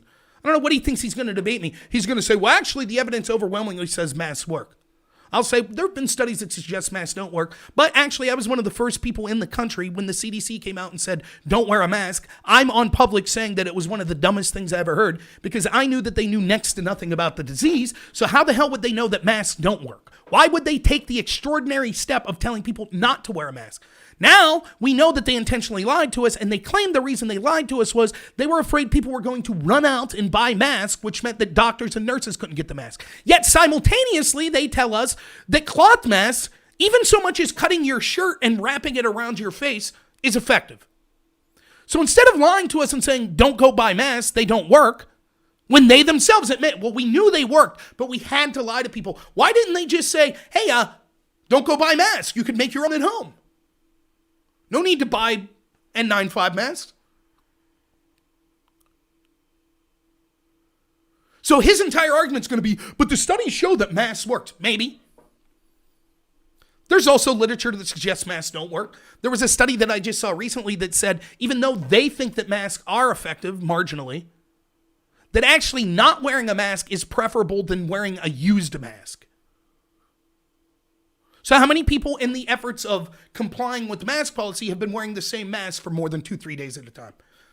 And there's credible evidence that that's more harmful. I know that one of the things I talked about early, one of the potential dangers of masks were people think that they're an end-all be-all. So they say, I have my mask on. Now I don't have to social distance. There is no science that suggests that. And yet we see people suggesting that all the time, like Mr. Geck and Dylan Burns. Oh, it was okay for me to violate social distance orders and go to Black Lives Matter rallies because I wore my mask.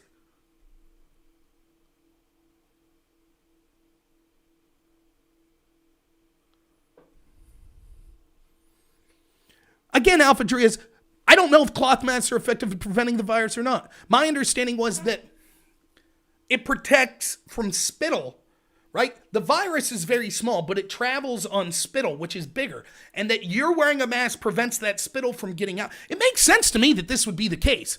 It prevents the spittle from getting out there, which means that even though there's still a chance you could contract the virus, the mask isn't going to be perfect, but it prevents it and it's kind of spraying out and traveling as far as it otherwise would. That sounds right to me. That sounds believable to me. But I don't know what the evidence is on how effective it is.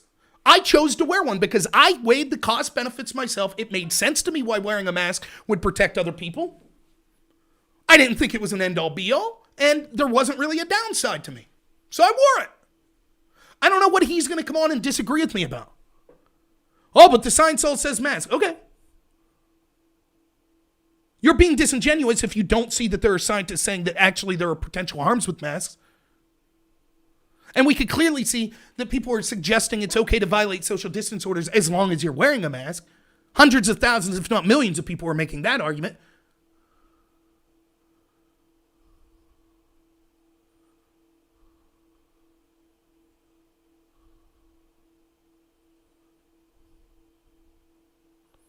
Anyways, public citizens now watching the show. Attending his meeting. Keep the lie up, buddy. I know you're listening. Let's get back to the article.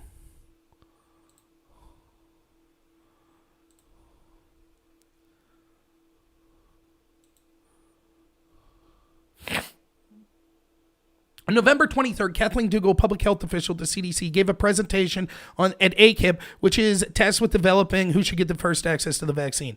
In stark departure from other democracies, Dougal recommended the 87 million essential workers, a very broad category including bankers, blah, blah, blah, should get the vaccine before ordinary Americans, even though the elderly are much more likely to die from the disease. The committee unanimously accepted the recommendations. Dougal's presentation laid out 3 metrics for evaluating. It's we already talked about. Considerations of science also seem to point in the same... 3 metrics. Feasibility, science, and ethics. According to the CDC's own evaluation, considerations of feasibility give us reasons to prioritize older Americans. This makes sense. It is both difficult to determine who should count as an essential worker and to communicate to people who do fall in that category that they are eligible. A straightforward age cutoff makes it easier to decide who's in and out. In other words, let's say you prioritize essential workers. Now, we've seen their category of essential workers as everything from fast food workers to bankers to people that work in the entertainment industry. Now, this to me is like the problem with the PPP loans. They were designed for small businesses. The problem was they didn't articulate to actual small businesses how they were eligible, how to take the steps necessary to apply for this loan in the most effective way. Therefore, many small businesses didn't even know where to begin to get money that allegedly this money was designed to help. But you know who did know how to get this? Larger businesses that didn't really need the money. They have lawyers. They're professionals at getting government bailouts. So they knew exactly what to do. The same is true here. You could set up a system that says this group should get the vaccine, but you have to relay that information to those people for them to even know that they're eligible to get this vaccine. So no matter what, if you're talking just about which group would it be easier to get the vaccine out to, if you say 65 or older, everybody knows if they meet that requirement. I'm 66, I meet. I'm 38, I don't. Simple. Non-essential frontline workers, who the hell is that? Now, yes, you could research if you really wanted the vaccine, and probably you would be able to find out that you're included in that group. But the chances of many people not realizing that are high. So when you're talking just feasibility, how would it be easier to distribute these vaccines? Clearly an age cutoff is easiest. And we know that intuitively because we do that with other things. We pass laws based on age because it's easier for people to understand if it's like, oh, you have to be 18 to vote. Got it. Makes sense. Not you need to be one of these certain essential jobs to vote. That would be confusing. So everybody knows that's the case. Anyways, it's a moot point as far as I'm concerned because the only thing that should matter is who will save the most lives getting the vaccine. But if you're going to look at feasibility, seems that the age category, that would include that as well over the essential worker. That's all he's saying here. Considerations of science also seem to point in the same direction. As the presentation acknowledged, the likelihood of dying from COVID strongly depends on age. According to the CDC's model, prioritizing essential workers over the elderly would therefore increase the overall number of deaths between 0.5 to 6.5%. In other words, it would likely result in preventable deaths of thousands of Americans. And yet, the presentation concluded that science does not provide a reason to prioritize the elderly. For Kathleen Dooling wrote in one of the most jaw-dropping sentences I have ever seen in a document written by a public official, differences in expected consequences that could amount to thousands of additional deaths are, quoting, minimal. Now, these are the same people that are telling you, you can't go to church, you can't go visit your family in the nursing home, you can't go to work, all of this stuff, because it could lead to people dying. And every life is precious, and we need to do everything possible to save as many lives as possible, except when it comes to demonizing white people. Then it's okay. Then it's just minimal deaths. You see?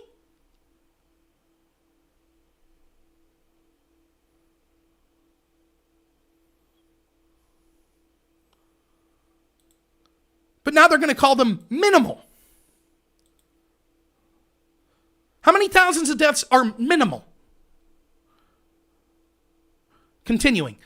This allowed Dooling to focus on, quote, ethical principles in selecting the best course of action. Highlighting the most important consideration in red, Dooling emphasized that, quote, racial and ethnic minority groups are underrepresented among adults above 65 years old. In other words, America's elderly are too white to be considered a top priority for the distribution of the vaccine against COVID. It is on this basis that ACIP awarded 3 times as many points to prioritizing the more racially diverse group of essential workers, making the crucial difference in the overall determination. Astonishingly, the higher overall death toll that would have resulted from this course of action does not feature as an ethical reason to prioritize older Americans. Do you get that? Now, there's something that I said immediately that we're going to get to next. And it's a damn shame that it's an argument you have to make. But because of racists like Public Citizen, that they'll lie to you and they'll obfuscate, but it's obvious by their positions, same as those at the CDC. They don't care if white people die, if old white people die. They don't care at all. Or, I can't say that fully, they would rather old white people die if it means they get the virtue signal that they like black people more. That's more important. Their virtue signaling, look how good I am. Look at how anti-racist I am. It's worth thousands of older white people dying for racists like Public Citizen and the CDC. It's worth it. They're good people, don't you get it? They're anti-racist. So it's worth those elderly Americans dying. They're mostly white.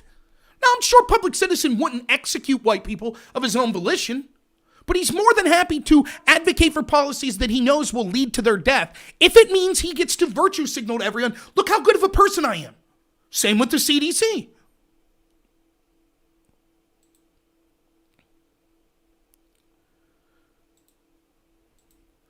In the days after ACIP published its preliminary recommendations, barely any epidemiologist or health officials publicly criticized its finding or reasoning. You get that? Health officials weren't coming out of the woodwork. Now imagine, again, just go back and change.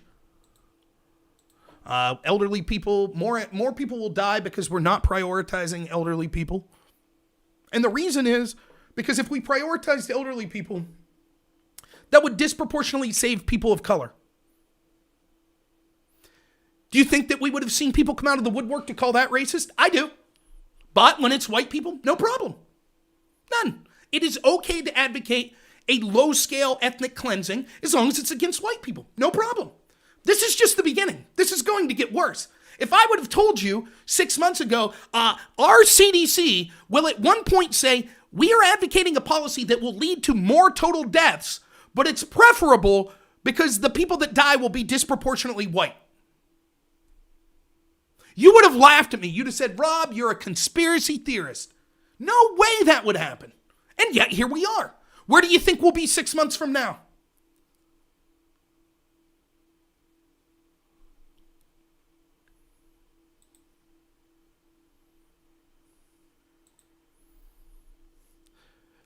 Prominent journalists like Tufekci, Matt Iglesias, and Nate Silver publicly made the case against them. So did I. It is, all of us acknowledge, very important to ensure members of ethnic minorities are not excluded from access to the vaccine on the basis of their race. But to prioritize a 23-year-old Latino Uber driver who is very likely to weather infection with COVID over an 80-year-old white retiree who is likely to die from it because the former is part of a group that includes marginally more brown people and the latter is part of a group that includes marginally more white people is to inscribe racial discrimination at the heart of American public policy in an astonishing manner. It gets even more shocking. Now, this is the part that this is insane. But when you're talking to people like Public Citizen and people like at the CDC, they don't care about white people, as we've already articulated. So you have to articulate how it would also negatively affect people of color, which it will. And if you think through it, makes sense. And this is an argument I made the other day, which I'm happy that this person made it, I think, even more succinctly than me. That's right. Zindex says, prioritize people at the greatest risk. That's it. Damn right. That's it.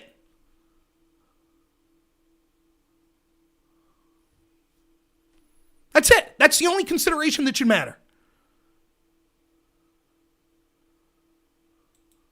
Right, Tom, I agree totally. Healthcare workers, older people. That's it. There is no justification for bringing race into the situation unless the illness is genetically affecting people based on race. Not more people of a certain race happen to get it. But, for example, let's take race out of it. Let's take age. If the disease predominantly affected, like for example, if people over the age of 80, only 1 in 10,000 were contracting COVID, and it was serious for them.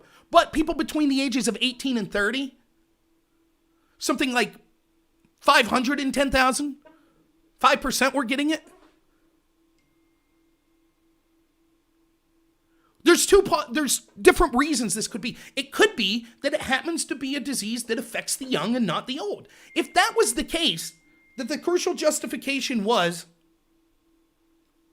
well, it's a disease that happens to affect young people. For example, sudden infant death syndrome. That affects infants more than it would elderly people.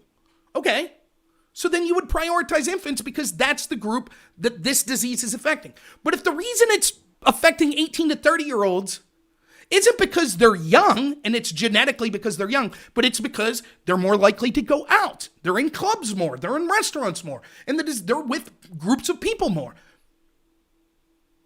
You wouldn't then say, oh, well, here's an elderly person whose job means they have to be with groups of people. Sorry, elderly person, you don't get the vaccine. Even though you're in the group that matters as far as being able to contract the disease.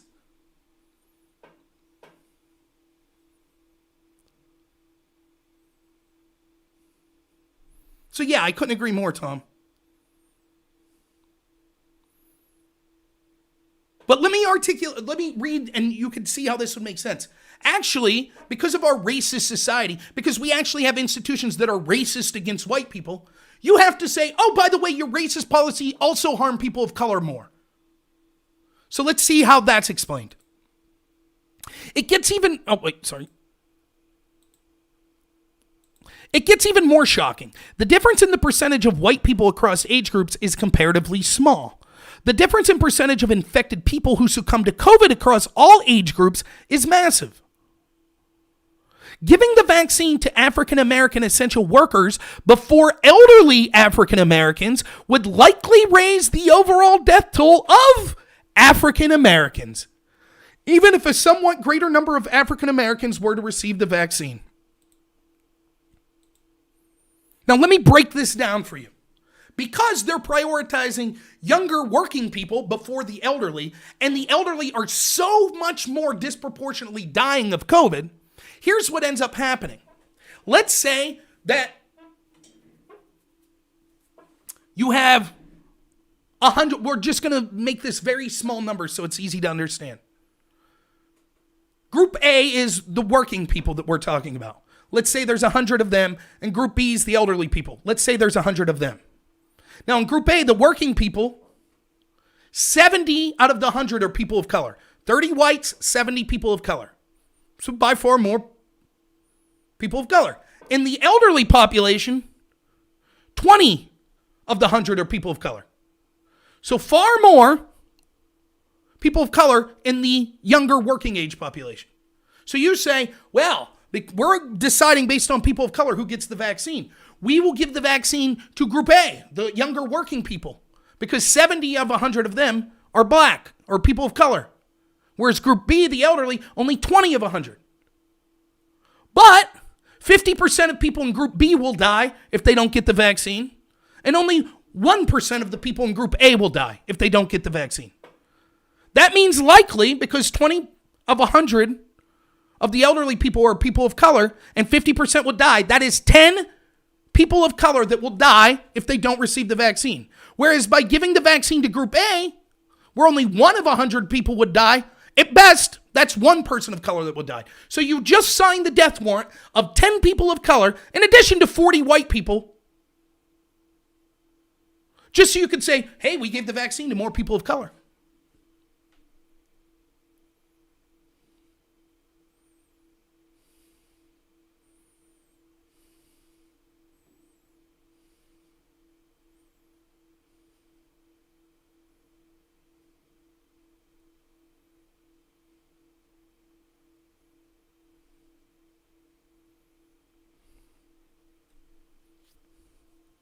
Does that make sense? Does anyone?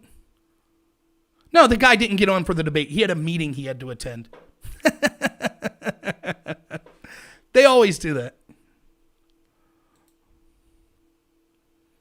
Everyone gets that though?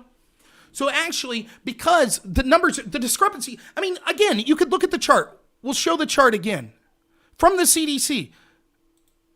You don't even have to look at the number specifically. It's one of those charts that's so stark. Here's the younger age, the working age population, 54% and lower. Or age 54 and lower. Look at that. 15.2 down to 35, under 35, 3.3, under 24, 1.3, under 17.2. That's population out of 100,000 per capita that are dying. Now look at the numbers over 55. More than triple, just going from age 35 to 54 to 55 to 64. Then more to triple that once you get to 65. And then once you get to 80 plus, astronomical numbers. So 55 and over, incredibly more people dying. Compared to look at this 24 to 18 population. 15 times more likely at age 55 to die of COVID than age 50 or 24. 50 times. Yet you're going to prioritize the younger group?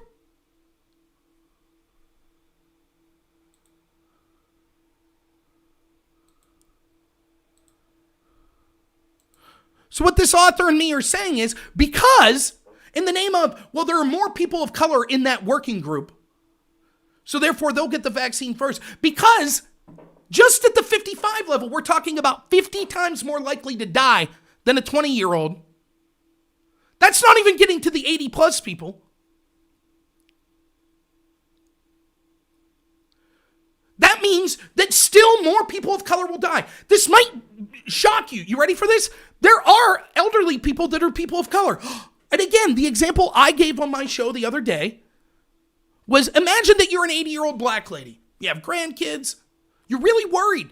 You had people in your nursing home, you had your friend, we won't even say in a nursing home. You had people that you were friends with that are in that age group. You're afraid to see them in the hall of, your high rise or in your neighborhood. You're afraid to go out and get the mail because you've had friends that died. You're in this age group. It's sad. It's scary. You can't see your family. You hear that there's a vaccine coming. Sorry, 80-year-old black lady, you can't have the vaccine. Not yet.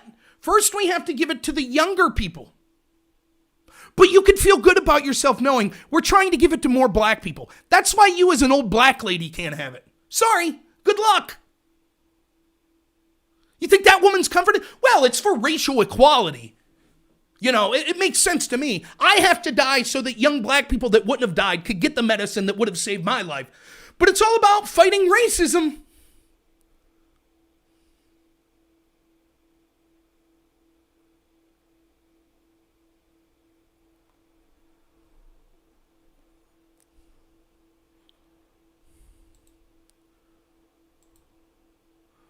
So not only does their plan lead to more people dying, it actually leads to more people of color dying. In other words, the CDC was effectively about to recommend a greater number of African Americans die so that the share of African Americans who receive the vaccine is slightly higher.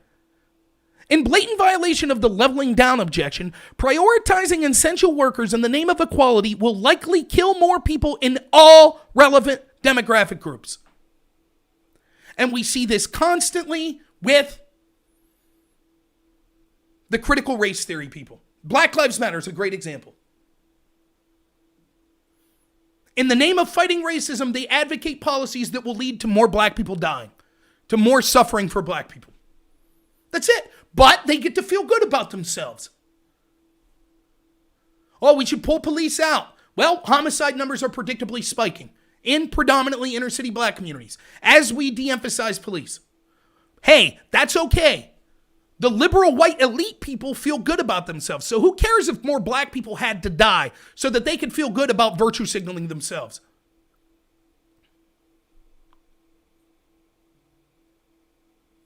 It's insanity.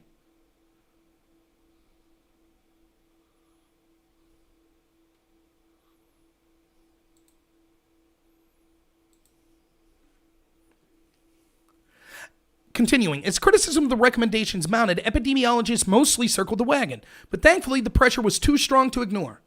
At a meeting that had, before the mounting controversy, been expected to rubber stamp the recommendations that had already been unanimously accepted, ACIP changed course. It now suggested a more complicated scheme.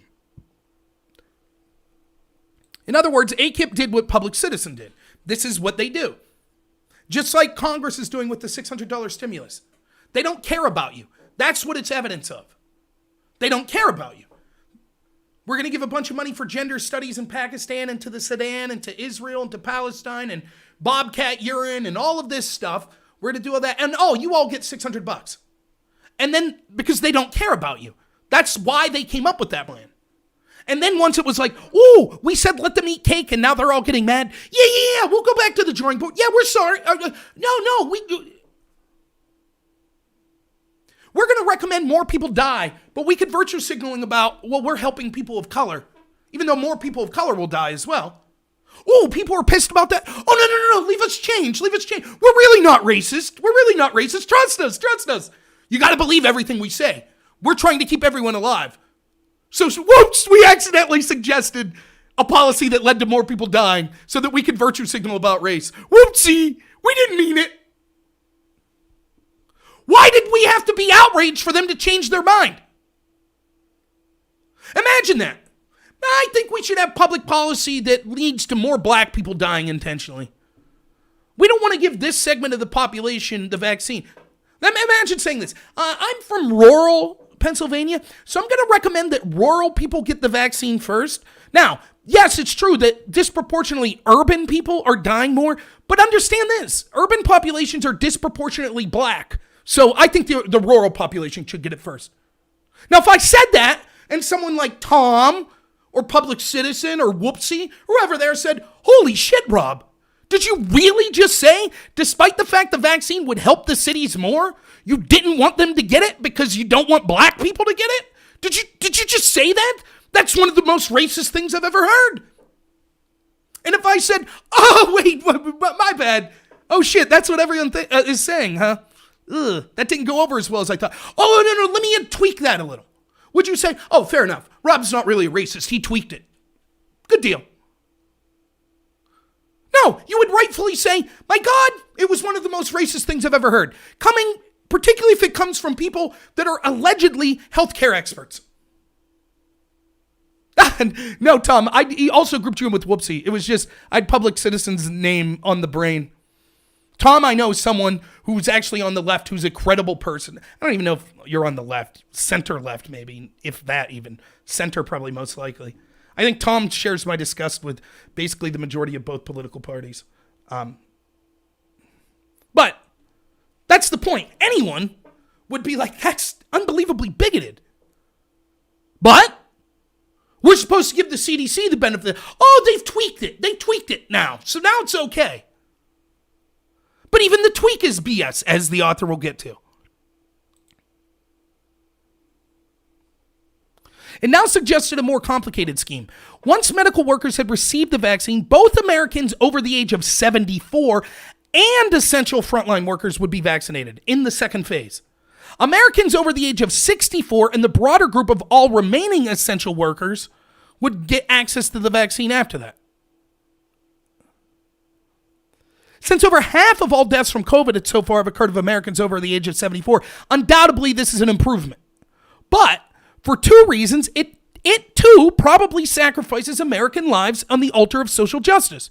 First, vaccinating Americans over the age of 74 over the same time period as frontline essential workers will significantly delay when some of those who are at the greatest risk will receive the vaccine. In other words, let's say that we could pump out giving 100,000 vaccines a day.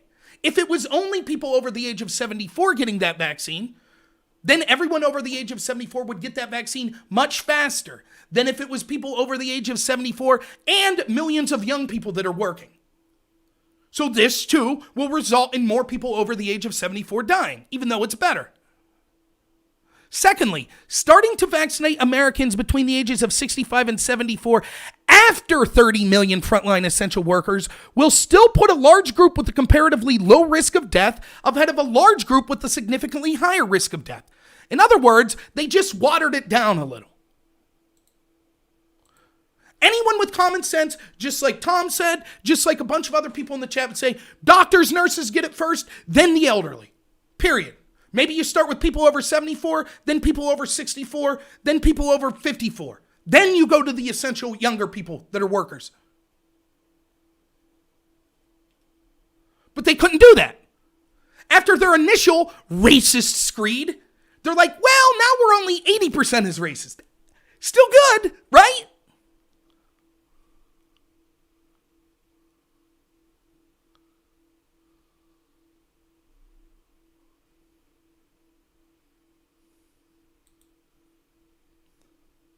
Just how many additional deaths will... Oh, sorry. You probably want to read this.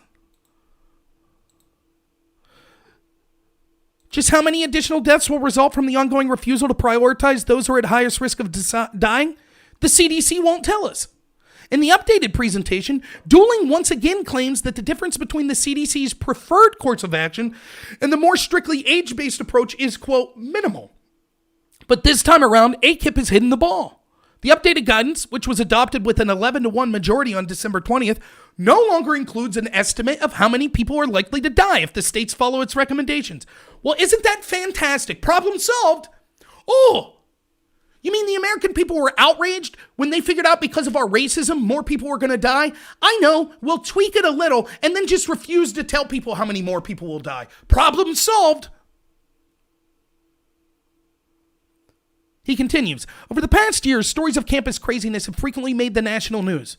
Whenever some student group or another tried to stop a public figure from speaking at their university or boycotted the local dining hall over the inauthentic nature of its sushi, many people understandably responded in a dismissive manner. Activists on campus always have been a little silly, they'd say. This won't affect the real world. It's now clear that this was a serious misjudgment.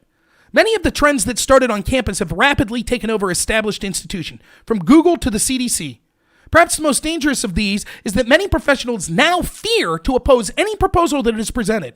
However implausibly, in the language of social justice, even if it's foreseeable consequences to kill a greater number of African Americans in the name of ethics.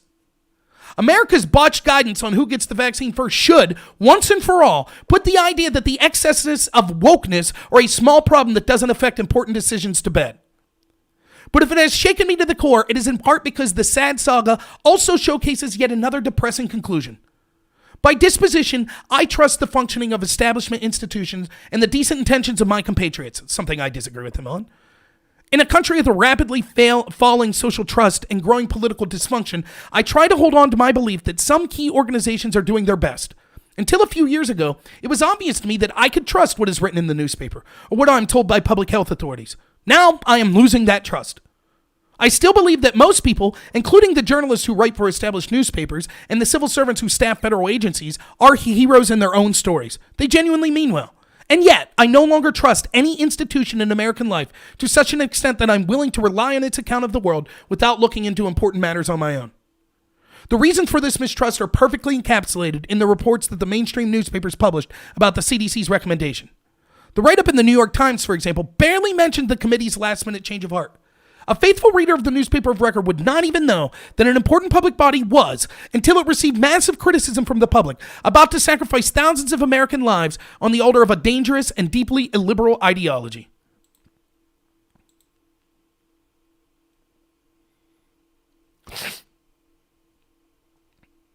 I don't want to hear it from these people anymore. Oh, 1619 Project, critical race theory. I've argued over and over about the dangers of this.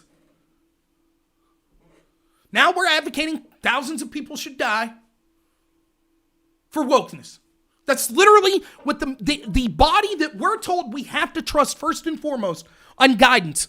Now, again, the point I was making earlier, I've chosen to wear a mask, not because the CDC tells me, but because to the best of my ability, I think that the positives outweigh the negatives for me.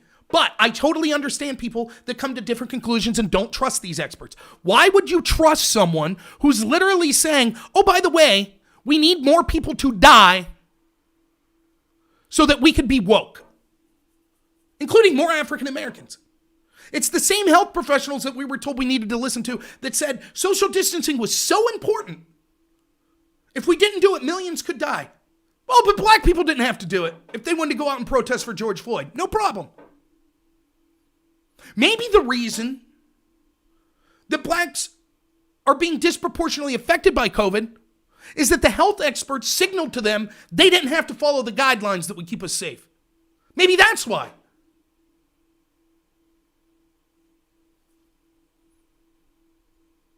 And it's not just white people that are distrusting. Why wouldn't black people be distrusting? Let's say you're a black person. The medical suggestions on how to prevent COVID from spreading to you and your family don't change because of your skin color. And yet, here we have thousands of health experts saying, oh, the rules don't apply to you. I would not blame a black person for being skeptical, going, wait a minute. Why is it that these health experts are basically encouraging me to do behaviors that they know are more likely to risk me spreading COVID in my community?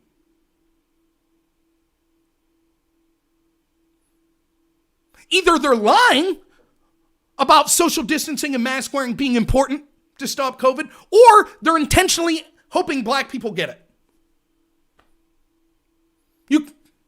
I would totally understand a black person coming to that conclusion. And now they're saying more black people need to die, elderly black people need to die, so that we, younger black people, could be guinea pigs for the vaccine. That's their argument?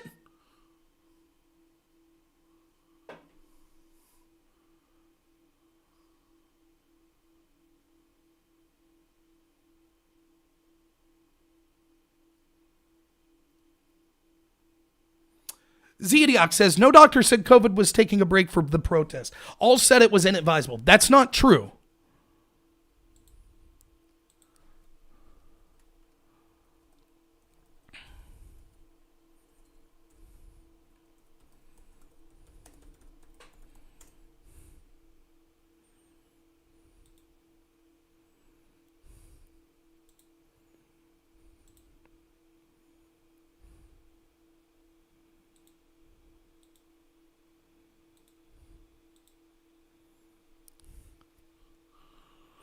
Over 1,000 health professionals signed a letter saying don't shut down protests using coronavirus concerns as an excuse.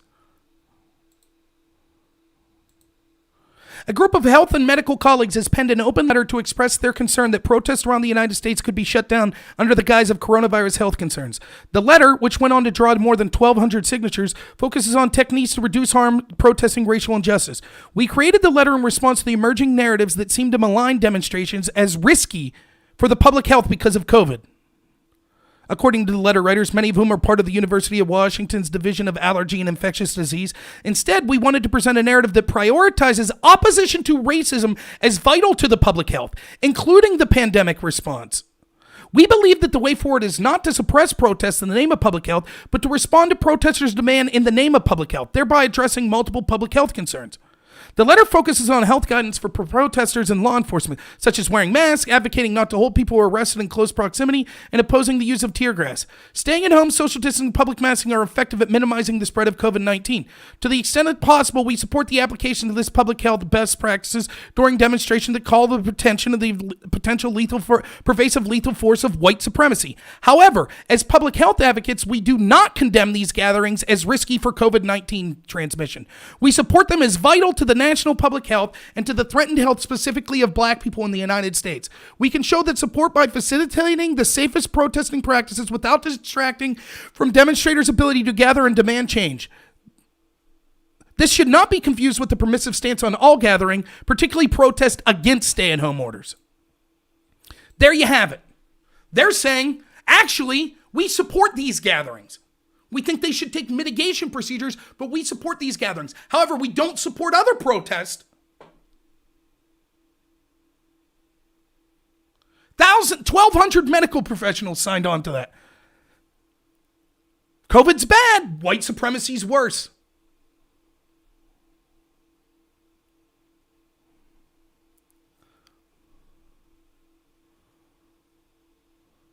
So, all right, I've been on 2 hours. It's going to be time to wrap up, but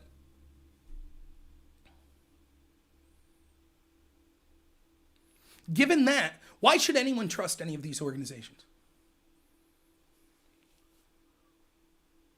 Let's just start with this.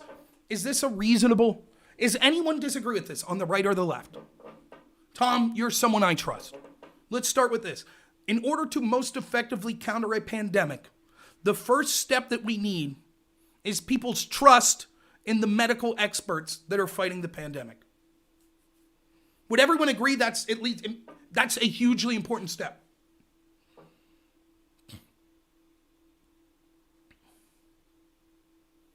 Let's take the pandemic out of it. Obesity. I'm a big fat guy.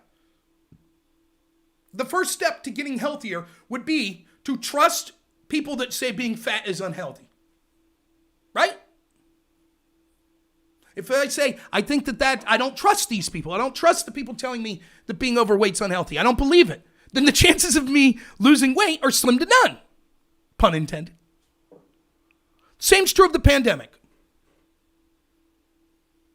If it's true, if you're out there and you're like, I think people should wear masks, I think people should social distance, you have to understand, step one is the American people need to trust the people making those recommendations. Do you think that it helps or hurts people trust these institutions when the CDC says more people, including black people, need to die so that we could virtue signal about race? Do you think that harms or helps public perception to trust those institutions? We all know the answer.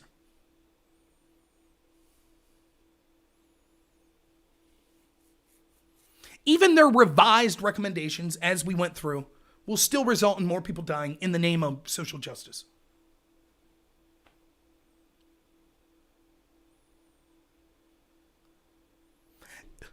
It's not just that they're racist. It's not just that they hate the working class in this country. That's all horrible. But it's that they'll lie to you about it. Sometimes they reveal themselves. You know, it's like that old saying, when someone gets a little drunk, whatever they say, they're telling you the truth when they're drunk. Their inhibitions are gone. So they're telling you what they really think. That's what the CDC just did. The mask came down. oh, we're respectable. We're not political. We don't favor one category over the other. We're just healthcare professionals. We're very stoic. We're to be trusted. You know, we're not political whatsoever. And then that mask starts to slip. Oh, more people need to die because there'll be white people, and that's what we want. We'll virtue signal that we want to give it to people of color. That's what we want. Who cares if those old whiteys die? And then people are like, wait, what? The mask just slipped. And they're like, oh, no, it didn't. The mask didn't slip. No, we're not political. We're not racist. Trust us, we're stoic medical professionals. We're super serious about keeping as many people alive as possible. We promise. The mask slipped. That's what happened. I did a little John Cena there. That's what happened. These people, we left this critical race theory, white privilege garbage manifest itself in academia for decades, and now we're reaping the results.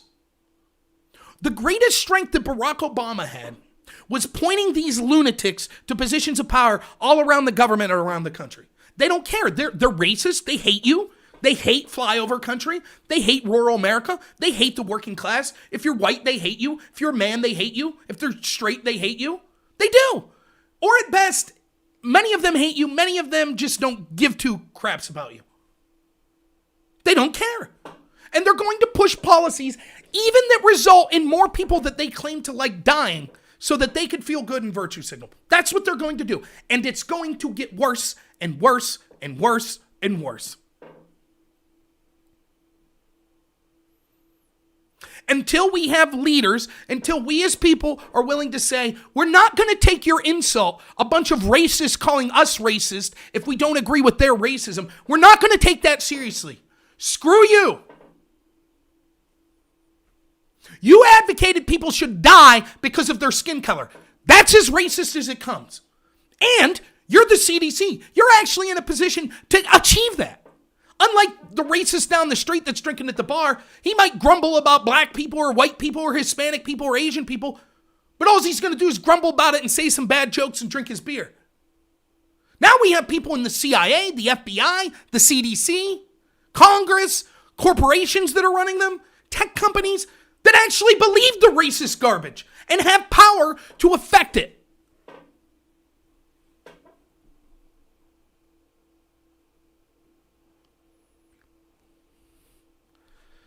So, all right, thank you so much.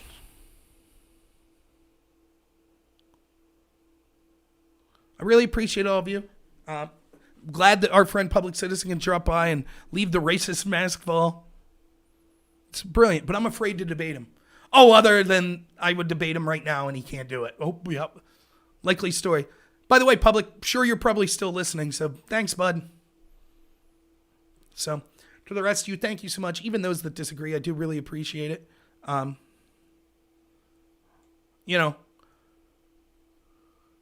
was told, what I was trying to bring up on Facebook, I was told by people in the debate community, by no means people that are intellectual lightweights. These are smart people. People that are invested in constantly researching and discussing critical race theory and white privilege.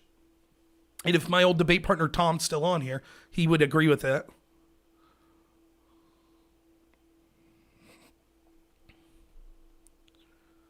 I asked them, give me an example of white privilege. You know what the example they came up with? Okay, you ready for this? If you cut yourself and you go to the pharmacy to get a Band-Aid, you can find a Band-Aid that looks like your skin. So weigh those two options. On one hand, there are Band-Aids that kind of look like my skin color. On the other hand, once I'm old, the CDC will recommend that I basically shouldn't be allowed to get medication because I'm white. But at least the Band-Aids look like my skin color. And as always, those that defend these concepts like white privilege that they actually use to be racist against white people, they have to ever change what the definition is because they know that it's an indefensible position. Thinking that one category of people is more moral than another based on their race is racism. That's what it is. And so they have to constantly shift the definitions because they can't just be honest. They can't say, yeah, I'm a racist. They can't say that. So they have to shift the definitions. And so in the newest iteration that I've heard is white privilege doesn't mean that you can't suffer. It means that you'll never suffer for being white. You get it? So you might still have a crappy life, but it's not because you're white. Really? Can you name any major institution in the past 10 years that has publicly said that more people should die because those people will be disproportionately black people, Hispanic people, Asian people? I can't, but you could say it about white people. But listen, if you're an elderly white person and you're dying of COVID because you couldn't receive the vaccine, just know that you had white privilege. That's your privilege to die like that.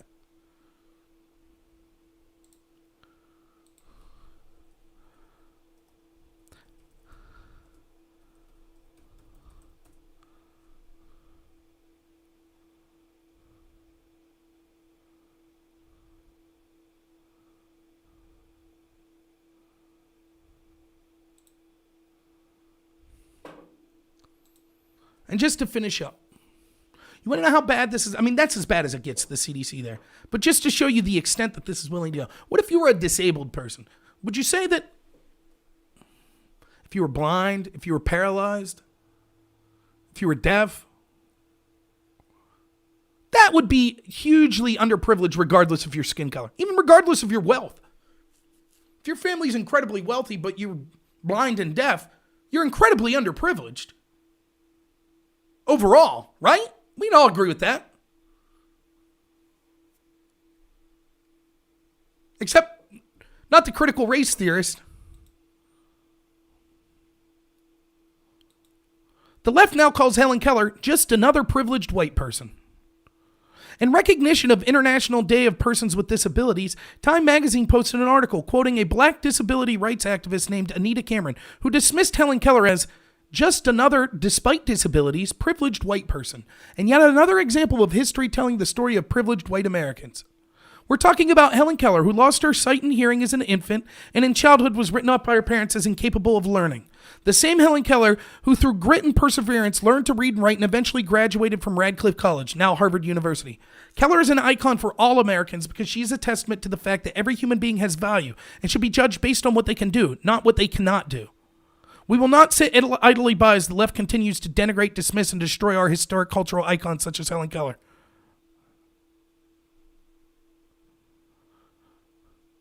Neil Romano chairs the National Council on Disability. Romano said he's shocked by this criticism of Keller.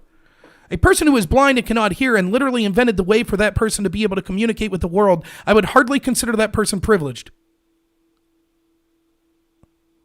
Certainly Helen Keller is the gold standard for saying a person with even the most difficult and severe disabilities can achieve. We should all open our eyes like Helen Keller opened our eyes to what all Americans and people can do when given the opportunity. Blind and deaf, but white, privileged. You're privileged. Just another privileged white person. These are the lunatics that are now running the CDC. Once you believe that, well, Helen Keller, blind and deaf, was she white? Privileged. When you wonder, how could you advocate more people dying, even people of color, to give healthier people that are less at risk from the virus medication over those whose lives it would save? How could you justify it? That's how you justify it. Because that mentality, that school of thinking, critical race theory, cultural Marxism, is poison. Once you adhere to it, you justify the most incredible, heinous abuses, like intentionally withholding medication from thousands of people that will die. They're too white. Criticizing some of the most heroic disability champions in the history of the world. Well, she's white.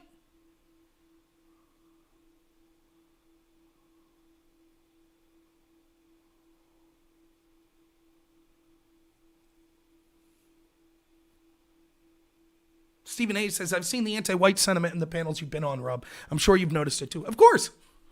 And the irony is, many of the people with these anti-white sentiments are oftentimes white. And the truth is, they're also racist against people of color. Remember, how many people have I debated on panels that said I'm a racist because I'm against predominantly white people going into inner city African American communities and lighting fires and looting black-owned businesses? Because I'm opposed to that, I'm racist.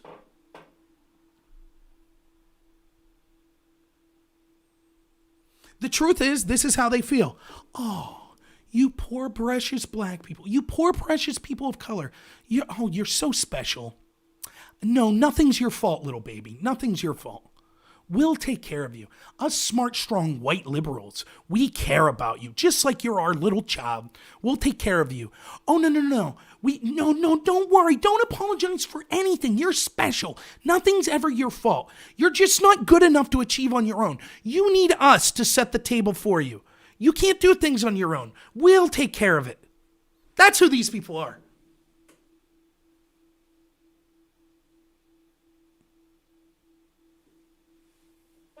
That's who they are. One of the most dehumanizing things you could do to a person is take away their personal agency. What makes you a person is your personal liberty and personal responsibility. The choices you make. When someone tells you nothing's your fault, nothing's your fault. This country's racist. Nothing's your fault. You have dehumanized that person. You have infantilized them. And so you could beat your chest and say, I hate white people. Leave white people die. White people are fragile. White people are racist. But deep down, you think you're special. You're white. You're special. You're better than that black person. You need to let that black person know nothing's their fault. You care about them deeply. And so you're going to go out of your way to vocalize, I don't care if more white people die. Old whitey, white supremacy.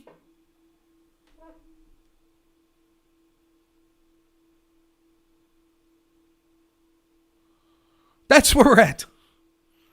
So, all right, I got to go. It's been 2.5 hours. So thank you so much, everyone. I'm going to go down and hang out with my wife, maybe watch Christmas Vacation tonight. So thank you guys. But yeah, I love this topic of white privilege because it is, to me, it's something that I've experienced over and over in academia, over and over in the debate community. I've seen things that I saw in 2004 and 2005 that were mind-blowing. I've walked into a room in a debate community and been told, I'm white, I shouldn't exist. I'm responsible for all the world's problems because of my skin color.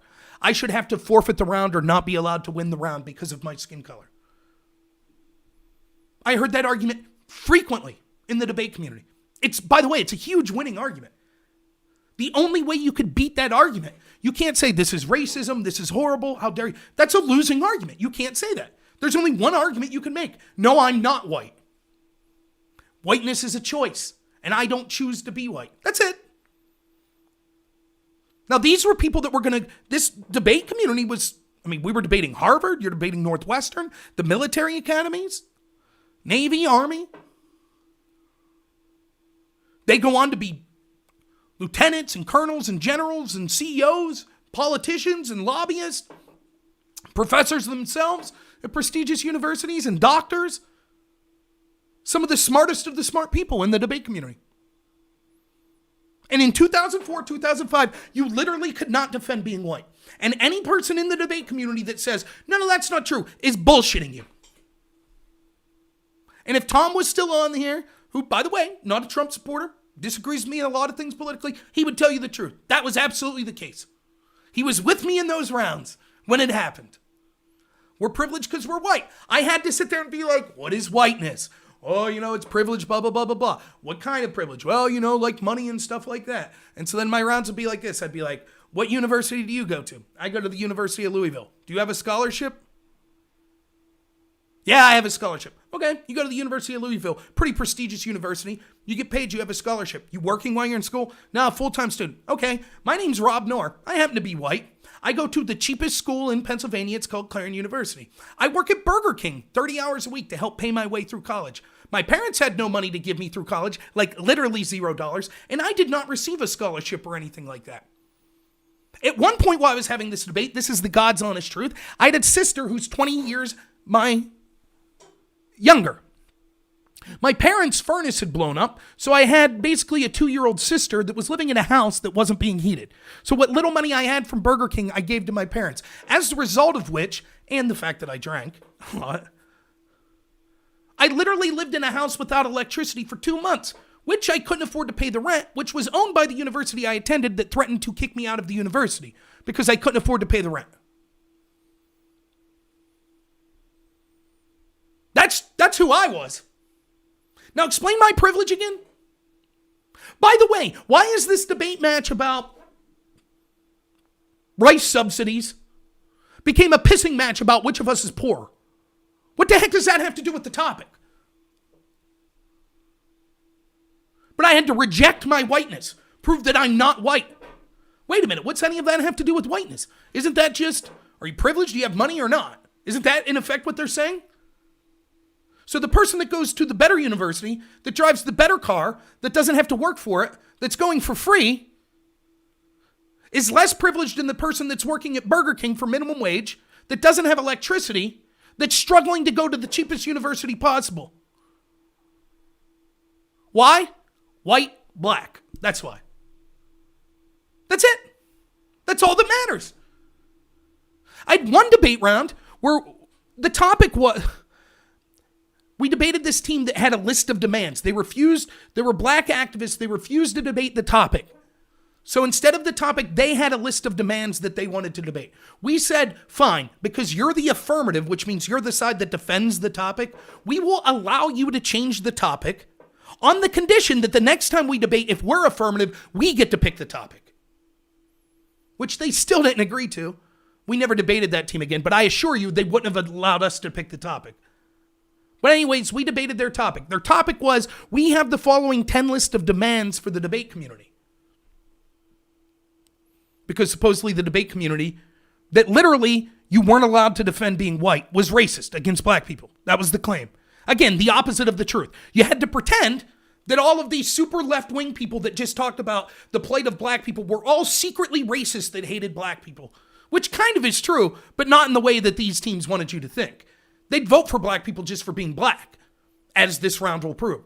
So our strategy was, okay, they have these 10 list of demands. We are going to counterplan the same 10 as suggestions instead of demands. And we argued that Martin Luther King was more effective than Malcolm X. Now, you don't have to believe it or not, but the point is this. We were saying it's better to work with people of other skin colors than to treat them as adversaries. And we felt that our opponents were looking at people and saying, these evil white people, we demand you do X. And instead we were saying, look, white people, maybe you're being racist without knowing it, so we suggest you do X. And that phrasing, the difference of it, would achieve more for black debaters. That was our argument. Now, the reason we had to argue this is because we wanted to win the damn round, and you couldn't just stand up and say this is all garbage, because that was a lose. So the round finished. The judge starts to give his decision and says, yeah, the team from Clarion, I think you just crush it. Every argument you said, and I'm paraphrasing, but he was basically like, you win all the arguments. Like, I absolutely agree. Loved Martin Luther King. I think that you guys are nailing it, that this is the proper analogy, and that your strategy would be more effective to help black people in the debate community. However, I vote for the other team because they're black. And if you believe what you really said, then you'll be happy that I voted for the black team. You see? The meritocracy didn't matter. Who actually had the best argument didn't matter. It just mattered that they were black. The round was over before it began. Black team versus white team, I vote black team.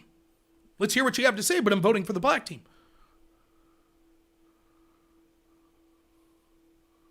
That's it.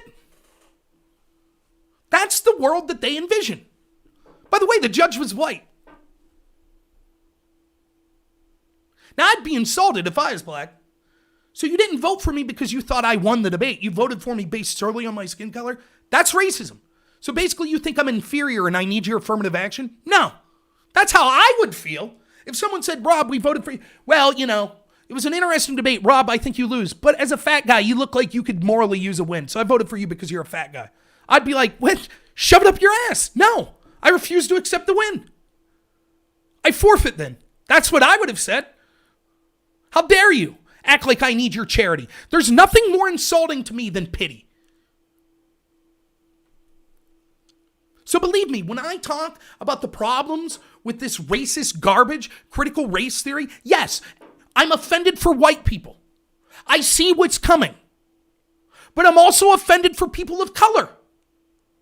It's insulting to them as well. By infantilizing black people and saying, oh, they can't be held to the standards of everyone else. They need to be treated differently. You're basically setting the deck against that community.